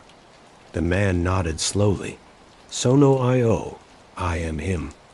After 43 years, 5 months, and 1 day as a fugitive, the ghost had been caught. The man before them bore little resemblance to the old photos. He was 73 years old, heavy-set with a weathered face and large glasses. He looked exactly like what he pretended to be. An elderly shepherd, poor and unremarkable. Only his eyes, intelligent and watchful, suggested something more. They handcuffed him gently. He was old and frail. Clearly no physical threat. They searched the hut methodically. What they found astonished investigators. The shepherd's hut was a treasure chest. Boxes and boxes of pizzinis, thousands of them, carefully organized and held with rubber bands, some dated back years, creating a complete archive of the Mafia's recent history. There were orders for murders, notes from Mafia meetings, financial records, strategic discussions about political corruption, instructions for criminal operations. It was the key to understanding the modern Mafia. A written record of how the organization actually worked at its highest levels. Investigators found Provenzano's writing materials. Pens, paper, envelopes. They found lists of names. Some in code, others clear. They found photographs of family members, his wife, his sons, grandchildren he had perhaps never met in person. They found medical supplies and medicines. Confirming his health problems, they found religious items, Bibles, prayer books, rosaries, suggesting his faith was real. And they found something unexpected. Books. Provenzano, who had left school as a child, was surprisingly well read. He had works of Italian literature, history books about Sicily, even some philosophy. He had educated himself during his decades in hiding, filling the lonely hours with reading. The man they arrested was more complex than the simple peasant godfather image suggested. He was intelligent, disciplined, and in his own way, sophisticated. But he was also finally caught. The images of Bernardo Provenzano's capture stunned Italy and made headlines worldwide. Here was a man who had been a legend. Il fantasma di Corleone, the ghost of Corleone, suddenly made real. The photos showed an elderly man in a worn brown jacket, glasses on his nose, his hands cuffed, but his expression calm, almost accepting. He looked like someone's grandfather, not Italy's most wanted fugitive. The contrast between image and reality was jarring. Italians had imagined Provenzano as larger than life, a criminal mastermind living in fancy bunkers, protected by armies of bodyguards, commanding his empire through high-tech means. The reality was almost disappointing. A sick old man living in a shack, writing notes by hand, surviving on bread and cheese. But investigators knew better. The simplicity of his life didn't make his power less real. It explained it. By living like a peasant, Provenzano had hidden in plain sight for 4 decades. His greatest protection wasn't walls or guards, but his willingness to endure discomfort and isolation that most people, including other criminals, simply couldn't handle. The media coverage was intense. Every detail was analyzed. Photos of the shepherd's hut were published. The religious pictures on his walls were photographed and discussed. His clothing was described. Psychologists offered analyses of his state of mind. Historians placed him in the context of Mafia history. In Sicily, reactions were mixed. Some people celebrated. Finally, the ghost was caught. Others were skeptical. How much would really change? The Mafia was bigger than one man, and still others just shrugged with the acceptance that characterizes much of the Sicilian attitude toward the Mafia. They got one. There will be others. Provenzano himself said little. He was taken to the maximum security prison in Parma, in northern Italy. Far from his Sicilian power base, he was put under the harsh rules of Article 41 bis. Solitary confinement, no contact with other prisoners, limited communication with the outside world. For a man who had lived in hiding for 43 years, the isolation of 41 bis was perhaps not as harsh as it would be for others. He had spent decades largely alone. Prison was in some ways just a more limited version of the life he'd already been living, but there was one crucial difference. He could no longer send pizzinis. His ability to command was cut off. The hundreds of pizzinis found with him, with estimates suggesting thousands had been sent over the years, from Provenzano's safe house became critical evidence in understanding how the mafia had functioned under his leadership. Investigators spent months cataloging and analyzing the documents. They were organized by who sent them, by date, by topic. Some were brief, a single sentence authorizing an action. Others were long, running to multiple pages, discussing complex situations and weighing different strategic options. The notes revealed the extent of Provenzano's control. He had communicated with dozens of mafia families across Sicily and beyond. He had settled arguments, authorized murders, approved major criminal operations, directed political strategy, and managed an economic empire. But they also revealed something unexpected, a kind of philosophy and even wisdom running through the messages. Provenzano often gave advice that went beyond immediate criminal concerns. He counseled patience, warned against greed, urged respect for traditions. He quoted scripture, referenced saints, and talked about God's will. He presented himself not as a criminal boss, but as a father figure, a wise elder guiding younger men through the complexities of life in the mafia. Some examples from the found pizzinis. Remember that a tree grows slowly, but a fire spreads quickly. Build your strength carefully, and your enemies will not see it coming. The young man who wants everything today will have nothing tomorrow. Patience is the quality that separates men from boys. When two friends quarrel, both lose. When two enemies make peace, both win. Always seek the third path that others cannot see. These sayings spread through the mafia world, and even into regular society. Some Sicilians, especially older people, found themselves reluctantly admiring Provenzano's country wisdom, even while disapproving of his crimes. But the pizzinis also contained chilling evidence of brutality. Orders for murders were stated plainly, sometimes with religious openings that made them even more disturbing. May God forgive us for what must be done, but the shepherd from Bagheria has shown himself to be untrustworthy. He must be removed from the flock. The matter with Giuseppe must be finished before the end of the month. Make sure it is done cleanly and without traces. These notes would become key evidence in trials against dozens of mafiosi. They documented a conspiracy of violence and corruption that spanned decades. They named names, confirmed suspicions, and provided the documentation that prosecutors needed to get convictions. The archive was so large that investigators estimated it would take years to fully analyze all the information contained in the pizzinis. Some notes referenced events from the 1980s. Others discussed operations that were still going on. Together, they represented a look into the inner workings of the Sicilian Mafia that had never been possible before. Provenzano's arrest sent shockwaves through the Mafia. The immediate question was who would lead. Under normal circumstances, a fight over who would take over might have triggered violence as different groups competed for control. But Provenzano, even from prison, had prepared for this.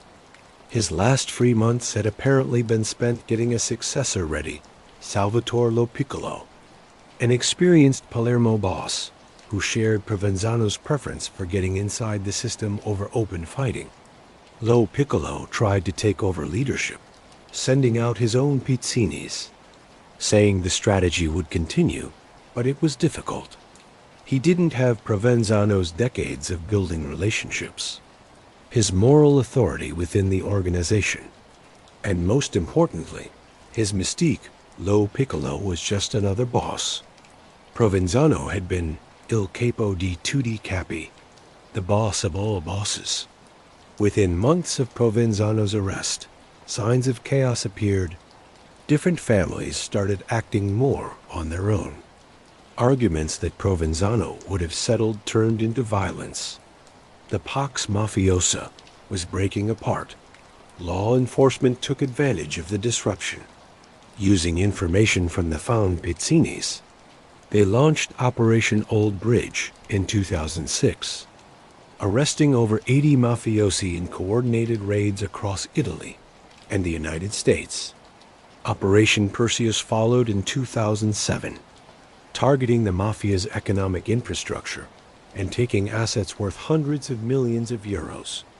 The arrest of Lo Piccolo himself in November 2007, just 18 months after Provenzano's capture, further destabilized the organization.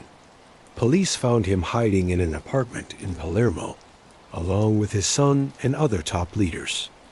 In his possession was a coded document nicknamed the Papello, a list of every member of the Palermo Mafia, their ranks and their roles. It was an organizational chart of an entire criminal empire, handed to law enforcement on a silver platter. The Mafia was reeling. The arrests of Riina, Provenzano, and Lo Piccolo, one after another, had cut off the head of the leadership. The organization that had dominated Sicily for decades was now in crisis. But the Mafia, as always, adapted. New leaders emerged. New strategies developed.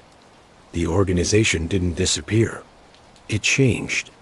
Provenzano's trial began in 2006 and continued in various forms until his death. He faced charges for dozens of murders, including the killings of judges Falcone and Borsellino, numerous mafia rivals, and various other victims dating back decades. He was also charged with criminal association, extortion, money laundering, and other crimes. His behavior in court was revealing. He kept the same dignified silence that had marked his life. He rarely spoke except to confirm his name or answer direct questions from judges. He never testified about his role in the Mafia. He never named associates or revealed information. Omerta, the code of silence, held even in the courtroom. His lawyers argued that he was too sick to stand trial, that his various health conditions made it cruel to put him through long court proceedings. Medical experts examined him and confirmed that he was indeed seriously ill. Prostate cancer, diabetes, heart problems. But they concluded that he was mentally able to face justice. The trials were often surreal.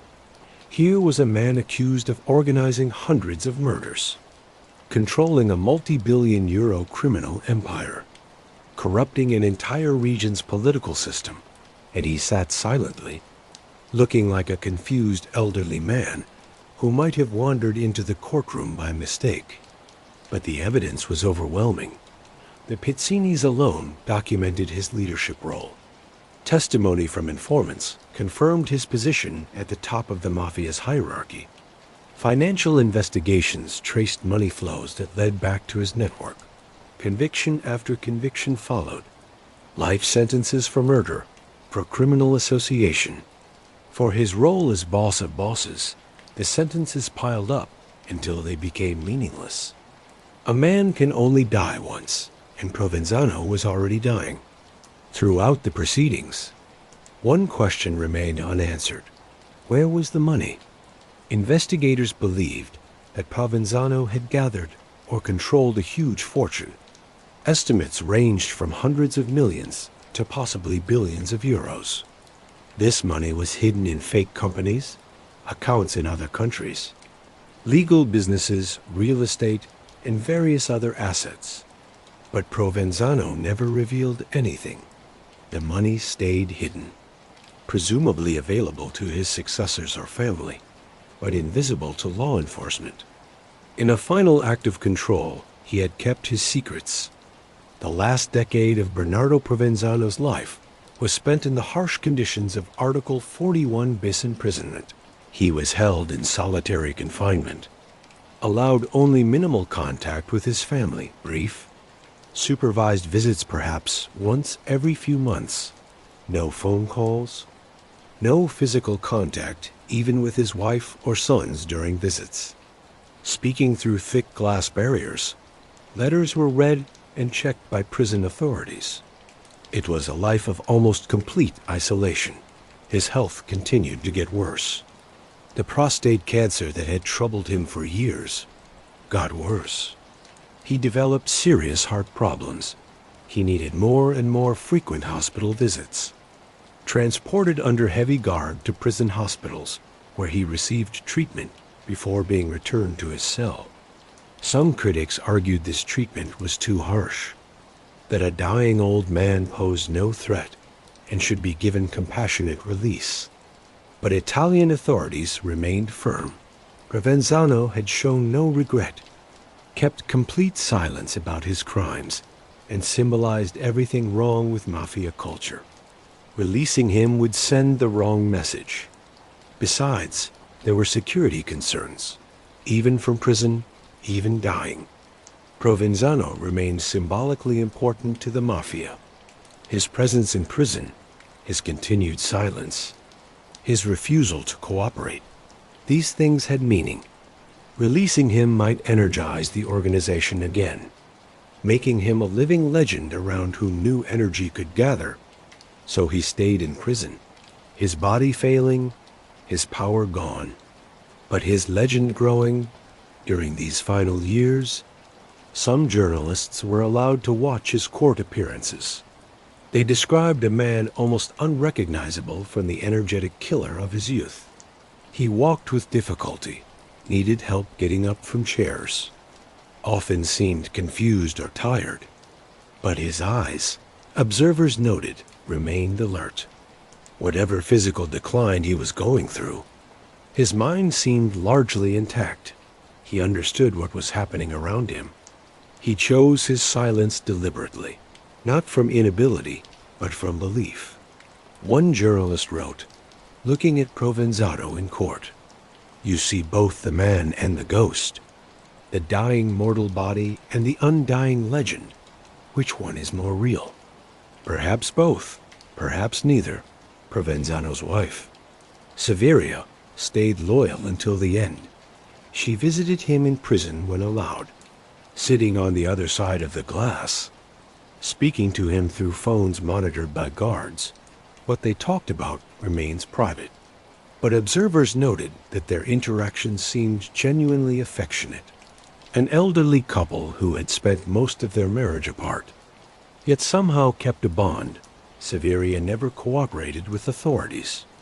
She never revealed anything about her husband's activities. She kept the code of silence just as firmly as he did.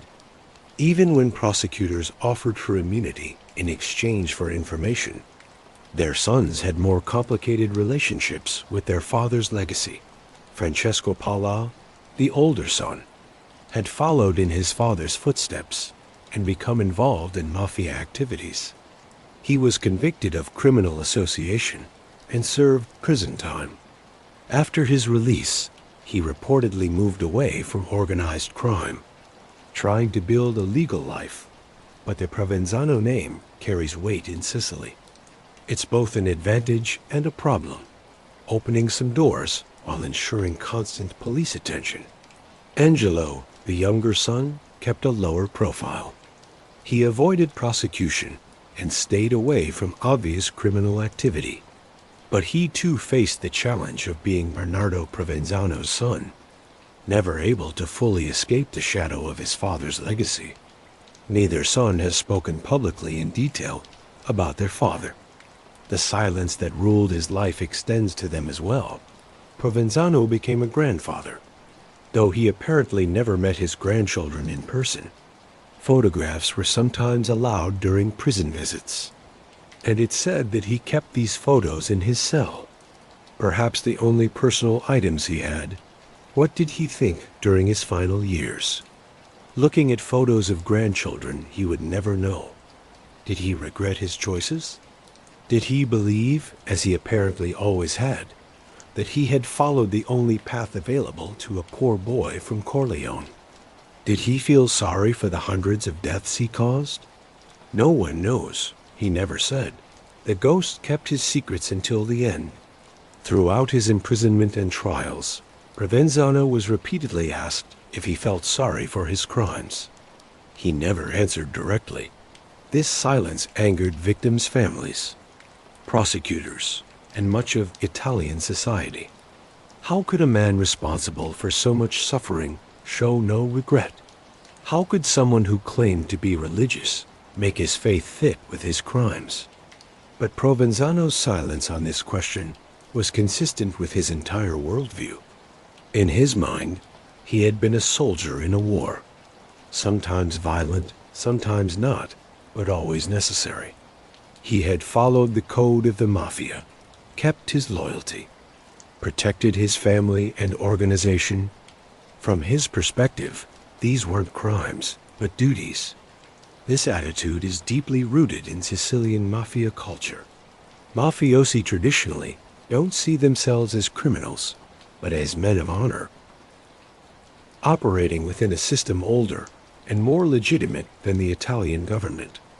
The government's laws are seen as impositions by outsiders who don't understand Sicily's realities. This perspective is of course a way to justify horrible violence and exploitation, but understanding it is crucial to understanding how someone like Provenzano could commit hundreds of murders, yet apparently sleep peacefully, pray daily, and see himself as a moral person. One informant who had known Provenzano described his thinking. Binnu didn't think he was a criminal. He thought he was a statesman, managing Sicily's real power structure. The murders, the corruption, these were just the tools of governing.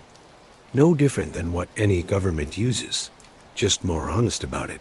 This self-image allowed Provenzano to keep his dignity even in defeat. He hadn't been wrong. He had simply lost, and in losing, keeping silent and dignified was the only form of victory still available. But for his victims' families, this silence was another crime, a final act of cruelty that denied them the acknowledgement and closure they deserved.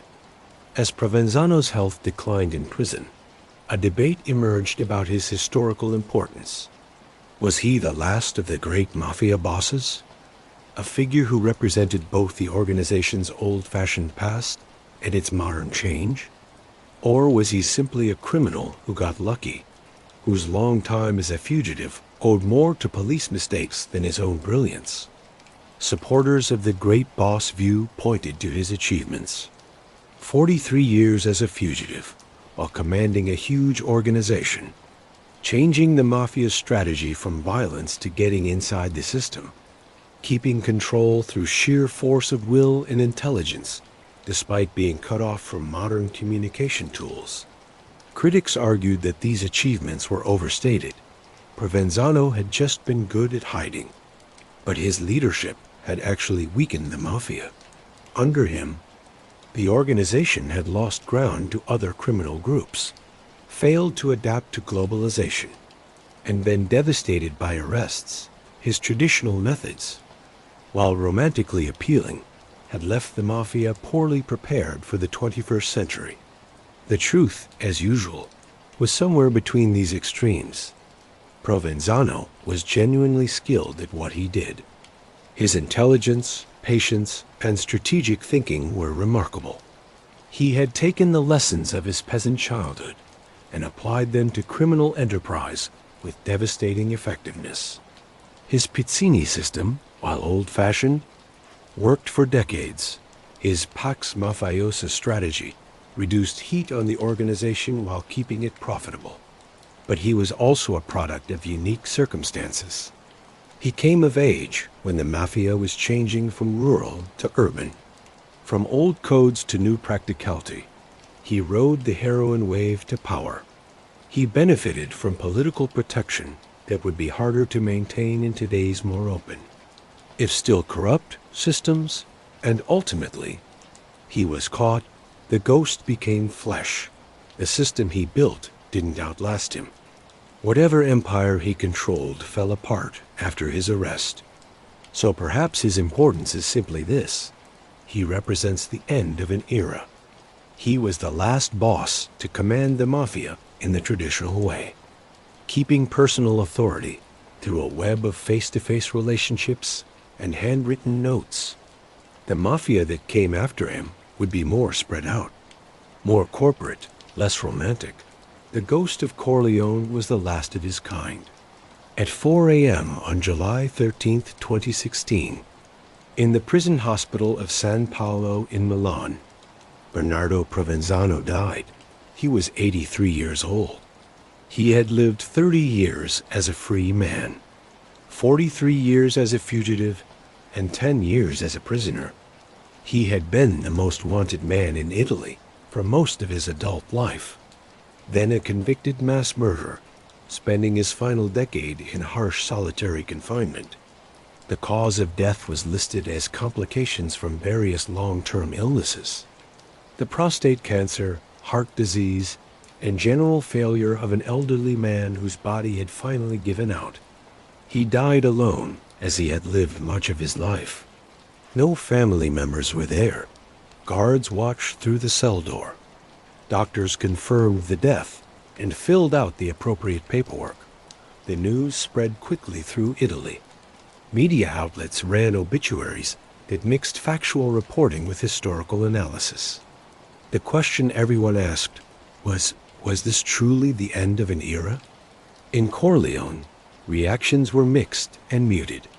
Some older residents remembered Provenzano from before he went into hiding. A serious young man, always respectful, from a poor but honest family. How had he become what he became? Others refused to speak about him at all, the old code of silence still holding. Even in death, the Catholic Church faced a dilemma. Provenzano had apparently been religious, had died with rosaries and prayer books nearby. Did he deserve a Catholic funeral? The Diocese of Milan ultimately decided on a private service with minimal ceremony, acknowledging his baptism but not celebrating his life. His body was not returned to Sicily.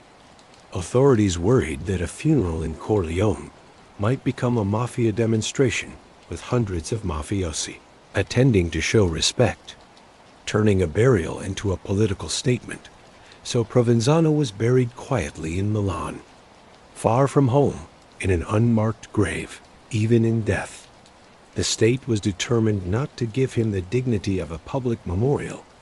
After Provenzano's death, a great mystery remained. Where was the fortune? Investigators believed he had gathered or controlled assets worth hundreds of millions, possibly billions of euros. This money represented decades of drug trafficking, extortion, construction contracts, government subsidies, and various other criminal activities. But despite years of investigation, despite finding the Pizzini archive, despite testimony from informants, the bulk of this fortune was never found.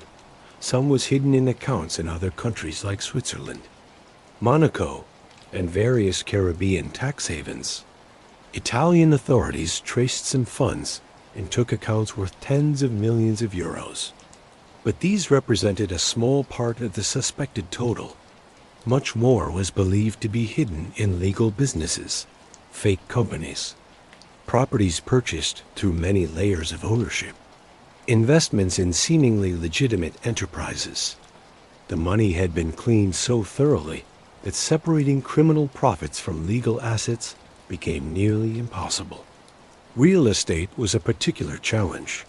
Properties bought decades ago with drug money, then sold and resold with profits reinvested in other properties, creating chains of ownership that investigators struggled to untangle. Some buildings in Sicily were almost certainly built with mafia money, but proving it legally was another matter. And then there was the simplest hiding place: cash, euros, dollars, Swiss francs. Physical money hidden in walls, buried in fields, stored in safe deposit boxes under fake names.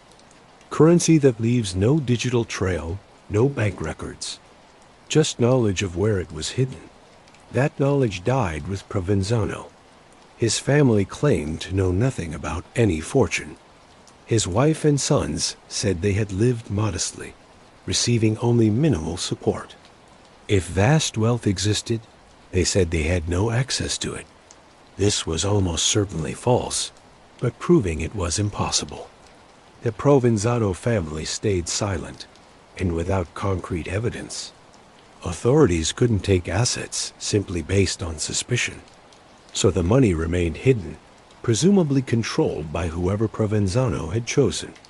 Perhaps his sons, perhaps trusted lieutenants, perhaps divided among multiple people to reduce risk. The ghost had kept his final secret. In the years following Provenzano's arrest and death, the Sicilian Mafia underwent significant changes. The central control that he had maintained fell apart. No single boss emerged with his authority or reach.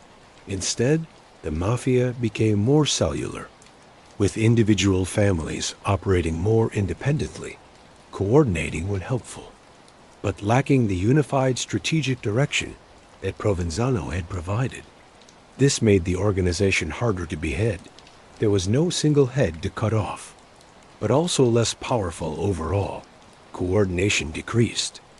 Arguments turned into violence more easily. The Pax Mafiosa strategy was abandoned in favor of more traditional methods. Law enforcement kept up the pressure, using the intelligence gathered from Provenzano's Pizzini archive. Investigators launched operation after operation. Hundreds more mafiosi were arrested. Assets worth billions were taken. Entire criminal enterprises were taken apart. But the Mafia didn't disappear. It adapted, as it always had. New criminal opportunities emerged. The migrant crisis created demand for human trafficking services. Cybercrime offered new ways for fraud and extortion. Renewable energy subsidies continued to be exploited. Drug trafficking remained profitable, though increasingly controlled by non-Sicilian organizations. The younger generation of mafiosi was different from Provenzano's generation. They were more educated, more comfortable with technology, less bound by traditional codes. They saw the Mafia not as a way of life, but as a business opportunity. The code of silence was treated as a tactical choice rather than a sacred duty. When cooperation with authorities became advantageous, many chose that path. This practical approach made them more effective in some ways, more adaptable, less held back by tradition. But it also took away the organization's mystique.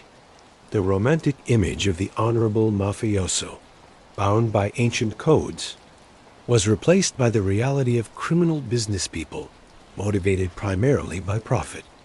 In this sense, Provenzano represented something that no longer existed. He had been perhaps the last true believer in the Mafia as something more than organized crime, a parallel government, a system of honor, a Sicilian institution. After him, the Mafia was just criminals.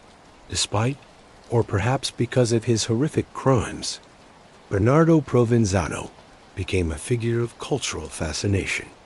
Books were written analyzing his life and methods. The Last Godfather provided a detailed biography. Boss of Bosses examined his role in the Mafia's evolution. Academic studies analyzed his communication methods, his strategic thinking, his psychological profile. Documentaries appeared on Italian television and international streaming services. These ranged from serious investigative journalism to more sensational true crime entertainment. All grappled with the same puzzle. How could someone so brutal also be so fascinating? His pizzinis became cultural artifacts. Exhibitions displayed examples with sensitive information blacked out, allowing the public to see the actual handwriting of the ghost. The notes, mixing folk wisdom and murder orders, made them eerily compelling. In Sicily, opinion remained divided. Some saw him as a symbol of everything wrong with the region: the violence, the corruption, the code of silence that protected criminals. Others, especially older people in rural areas, kept a kind of grudging respect, not for his crimes, but for his cleverness, his longevity, his refusal to betray his principles, even unto death. This wasn't approval so much as recognition that in Sicily, where the government had historically been distant, corrupt, and often oppressive, other power structures had deep roots. Provenzano represented that alternative system for better or worse, and his life story was inseparable from Sicily's complex history. Artists found inspiration in his story. Novels were written using him as a character or model. Films incorporated elements of his biography. Musicians referenced him in songs about power, violence, and the cost of ambition. He became in death as in life more myth than man. In the fascination with Provenzano's life, it's crucial not to forget his victims. Hundreds of people died on his orders or by his hand. Each had a name, a family, a life cut short. They were not just mafia casualties or abstract numbers in a body count. They were individuals, sons and daughters, fathers and mothers, people with dreams and fears and futures that never came. Some were rival mafiosi, men who had chosen the criminal life and understood its risks. But many were innocent. Police officers, judges, magistrates, journalists, business owners who refused to pay protection money, witnesses who dared to testify, and sometimes just people in the wrong place at the wrong time. The families of these victims lived with grief that never healed. Mothers who never learned what happened to their sons. Children who grew up without fathers. Spouses who never received closure. For them, Provenzano's death brought no real satisfaction. He had died of natural causes, an old man who lived a full and strange life. Their loved ones had been murdered, often brutally, often young. Where was the justice in that? Anti-mafia organizations in Sicily worked to keep these victims' memories alive. Memorial events mark anniversaries of important murders. Educational programs teach students about the real cost of mafia violence. Monuments list the names of those killed. This work is crucial because the tendency to make mafia figures like Provenzano seem romantic is dangerous. The folk wisdom, the clever strategy, the almost magical ability to avoid capture. These things can make for compelling stories, but they must always be balanced against the reality of what he actually did. Ordered the murders of hundreds of people to keep power and profit. Every pizzino ordering a hit represented a human being who would die. Every strategic decision to eliminate a rival meant families shattered. The empire he built was constructed on suffering. This must never be forgotten, no matter how fascinating his story might be. What can we learn from Bernardo Provenzano's life? First, that power doesn't require being seen. In our age of celebrity and social media, where influence is often measured by public profile, Provenzano showed that the most effective power can be nearly invisible. He commanded billions and thousands of people while remaining essentially unknown. This should make us think about what other power structures might exist beneath the surface of society, invisible to casual observation, but no less real second. That traditional methods can last even in technological ages. Provenzano's handwritten notes defeated modern surveillance for decades. His face-to-face relationships outlasted digital networks. His patient, methodical approach proved more lasting than flashy new ideas. In criminal strategy, as in other areas, newer isn't always better third. That corruption is about relationships more than single deals. Provenzano didn't simply bribe officials. He built webs of shared obligation that became impossible to untangle. He understood that lasting corruption required making people dependent, giving them a stake in the criminal system's survival. Fourth, that an organization's strength comes from letting parts operate independently while keeping central coordination. Provenzano let families operate on their own while providing strategic direction. This made the mafia harder to destroy because it wasn't dependent on any single point, yet more effective because it had a common purpose. Fifth, that silence is a form of power. Provenzano's refusal to speak during his fugitive years, during trials, until his death, frustrated investigators, kept his mystique, and protected his organization in an age of constant communication. Choosing to be silent can be a powerful act, but perhaps the most important lesson is about the tempting nature of criminal power. Provenzano was born into poverty with limited opportunities. The mafia offered him a path to importance, to power, to leaving a mark on the world. That path required becoming a murderer. But in the context of his time and place, it might have seemed like the only path available. How many people in desperate circumstances, in regions where legal opportunity is scarce and corruption is common, might make similar choices? How do we create societies where criminal organizations can't recruit young people by offering the only available path to respect and success? These aren't easy questions, but Provenzano's life makes them urgent because there will be others after him. Perhaps not as skilled, perhaps not as famous, but others nonetheless who see crime as their best option. Sicily in the 2020s is vastly different from the Sicily of Provenzano's youth. Yet the mafia's shadow still falls across the island. The violence has decreased dramatically. Palermo, once a war zone during the mafia wars, is now a tourist destination, its historic center restored and beautiful. Young Sicilians are more likely to work in technology or tourism than agriculture or construction. The economy, while still struggling compared to northern Italy, has diversified, but the mafia hasn't disappeared. It's changed, adapted, found new areas. Investigators estimate that organized crime still costs Sicily billions annually in lost economic activity, stolen resources, and a corruption tax on legal business. The code of silence, while weaker than in Provenzano's era, continues. Many Sicilians still won't cooperate with police, not because they support the mafia, but because they don't trust authorities or are afraid of what might happen. This cultural legacy is perhaps more damaging than any specific criminal activity because it prevents the kind of community involvement necessary for real change.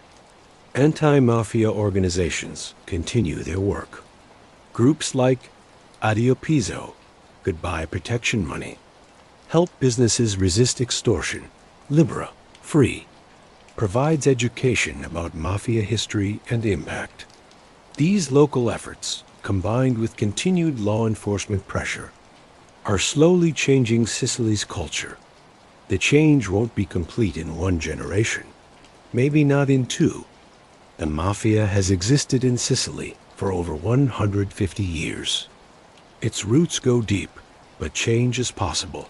The Sicily Provenzano knew, where the mafia was everywhere and all-powerful, where no one dared speak against it, is slowly being replaced by a Sicily where people, especially young people, reject mafia values and choose different paths. Provenzano's death symbolizes this change. He was the last of the old bosses, the last who truly believed in the mafia as something more than crime.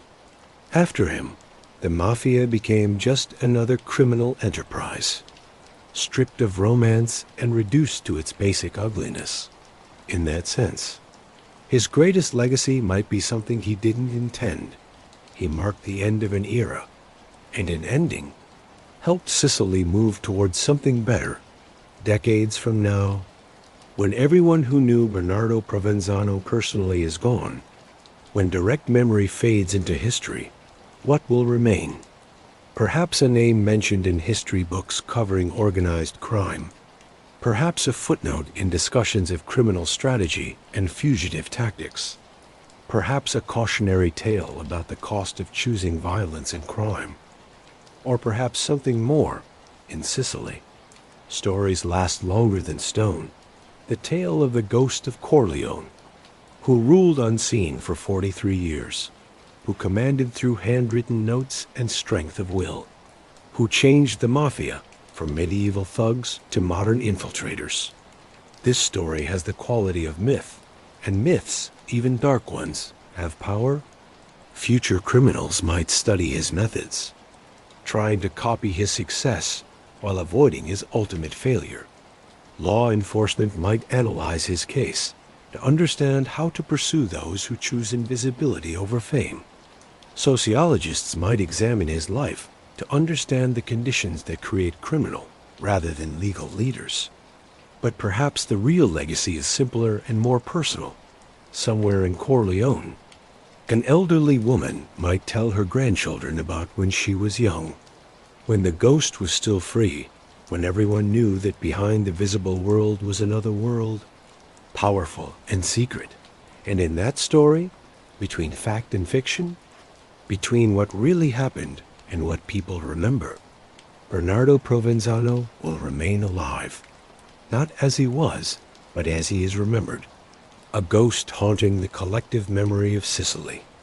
A reminder of what Sicily was, what it struggled against, and what it is slowly ceasing to be. The shepherd boy from Corleone, who became the last true godfather, who lived more than half his life in hiding, who kept power through silence and will, who died alone in a prison hospital far from home. Bernardo Provenzano, the tractor who cut down enemies without mercy, the peasant who commanded billions from a shepherd's hut, the believer who made murder and prayer fit together, the strategist who saw years ahead but couldn't see his own end coming, the man who became a ghost, the ghost who was always ultimately just a man. Bernardo Provenzano spent 43 years invisible, controlling an empire from the shadows. His story reminds us that the most dangerous power often wears the quietest mask, that violence wrapped in folk wisdom is still violence, and that the cost of criminal power is always higher than it first appears. If you made it this far, thank you for spending these hours with me, exploring one of the most fascinating and troubling criminal minds in history. What did you think of Provenzano's strategy? Could someone disappear like that in today's world with our satellites and smartphones and digital surveillance? Or has technology finally made true invisibility impossible? Drop your thoughts in the comments below. If you enjoyed this deep dive into the life of the ghost of Corleone, smash that like button and subscribe for more untold stories from history's most mysterious figures. We've got more coming.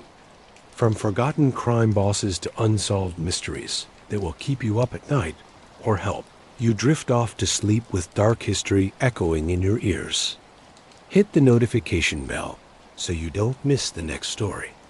Until next time, stay curious, stay safe, and remember, some of the most powerful people in history are the ones you've never heard of. Some use their power from thrones and stages. Others use it from shepherds' huts and prison cells, invisible but no less real. The ghost of Corleone is gone, but his shadow remains, falling across Sicily still, a reminder of a man who chose power over freedom, silence over speech, and ultimately myth over mortality. Good night or good morning wherever you are in the world.